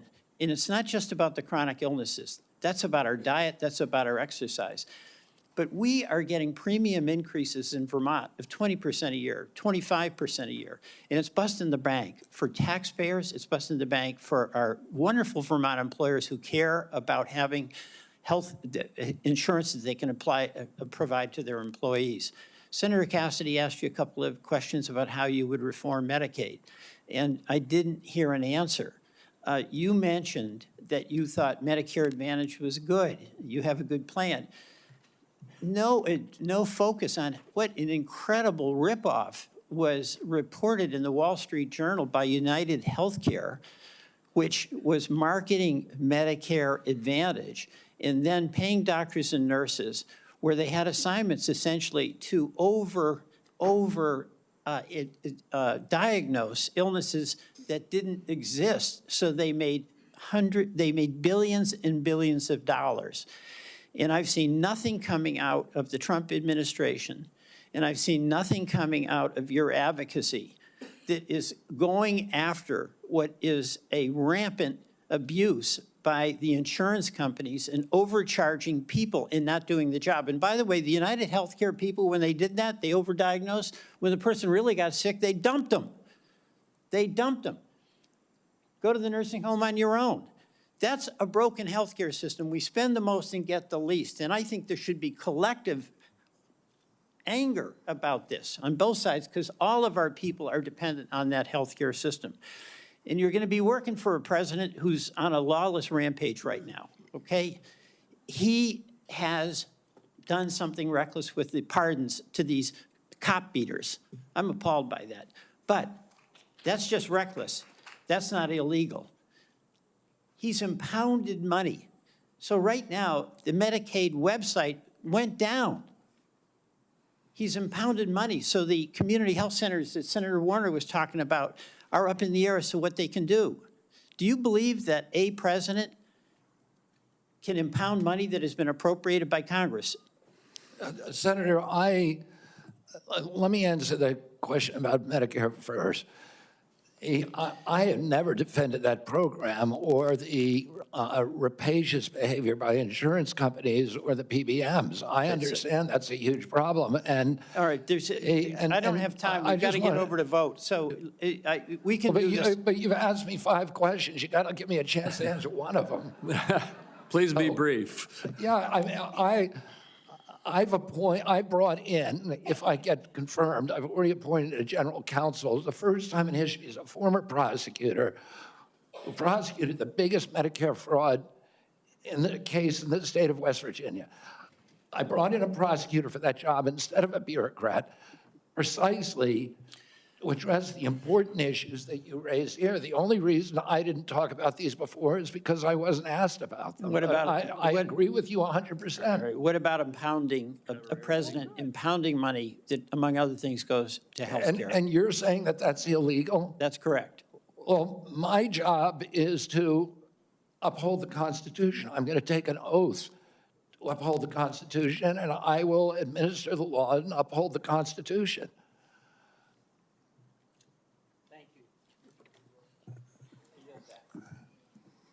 Mr. Chairman, I believe under what we've discussed, I control 5 minutes. I'm going to take 1 and give one to each of my 4 colleagues that remain.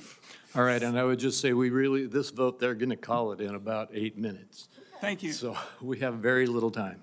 Two hours ago, colleagues, I asked Mr. Kennedy to reconcile his many anti-vaccine statements with his handful of pro-vaccine statements. Instead, he gave us a word salad and ducked the issue. The same was true, Mr. Kennedy, with respect to measles, where you wrote a book playing down the threat of measles, even though American families are very concerned about it, and apparently families are still mourning in Samoa. And my last point would be that Mr. Kennedy said today really wasn't about him. And I just want to tell him it is all about you, because I find your presentation to be both untrustworthy and unprepared, because my colleagues have been seeing back and forth between Medicare and Medicaid, and it's not clear which program you're using when. So I want colleagues to know there is a lot more information to learn about Mr. Kennedy before we vote. I'm going to urge that to my colleagues on both sides of the aisle to not make decisions on the basis of this session. I thank you for the additional time. And I guess my next minute is Senator Whitehouse, Senator Warren, and Senator Smith. And again, 1 minute each, please. There's been a lot of conversation about late-term abortions here, and I just want to make clear what Rhode Island OBGYN doctors describe as what is almost always happening when a late-term abortion is needed. It is a childbirth gone wrong. The family has painted the room, it has bought the crib, maybe even decided on the baby's name, and has gone to the hospital to welcome the new baby into their family in what is supposed to be a happy event. And then things went wrong. Then the alarms started pinging. The lights started flashing. The medical professionals started rushing in. And the question became, who lives and who dies? The mom's life is often at risk, and she may have other children she needs to care for. The baby's life may be at risk, and one or both may die. In that environment, the doctors and the family own that decision. Government has no place in that room at that point. And I think we need to understand when this late-term abortion gets bandied about, what you're dealing with is a tragedy that is happening to a family who wanted that child and have suddenly been confronted with a moment in which they have to make what is probably going to be the worst decision of their lives. And to try to shove the state legislature into that room is really offensive, really morally wrong, and I just want to make very clear what Rhode Island OBGYNs tell me is the situation when these procedures have to be deployed. Senator Warren. Thank you, Mr. Chairman. So, Mr. Kennedy, I wanted to ask about your role in the 2019 measles outbreak in Samoa. In July 2018, 2 children died immediately after receiving a measles vaccine that nurses had mistakenly mixed with a muscle relaxant. The nurses get charged with manslaughter, but vaccination rates go down. I asked you about this in my office. You told me flatly that your visit to Samoa had nothing to do with vaccinations. We now know that's not true. I have the documentation. You met with the Prime Minister. You talked about vaccinations. You met with an anti-vaccine influencer who described the meeting as, quote, profoundly monumental for this movement. So what happens? Vaccinations go down, there's a measles outbreak, and children start dying. But you double down. You didn't give up. Just 4 days after the Prime Minister declared a state of emergency, 16 people already dead, you sent a letter to him promoting the idea that the children had died not from measles, but from, quote, defective vaccine. You launched the idea that a measles vaccine caused these deaths. You are a very influential man. In fact, you are called the leader of the Disinformation Dozen. UNICEF and WHO, the World Health Organization, investigated this. They say the claims are false. It is not biologically possible what you claimed. And yet, ultimately, more than 70 people died because they didn't get vaccines. So my question is, do you accept even a scintilla, just even a sliver of responsibility for the drop in vaccinations and the subsequent deaths of more than 70 people? Anything you do differently? No, absolutely not. There were 2 incidents which children died. In 2015 and again in 2008. 2015, it was from the measles vaccine. That's what the New Zealand General Hospital found. The government of Samoa banned the measles vaccine after the 2018. I arrived in July of the next year after the ban had been in place for a year. Mr. Chairman, and the measles.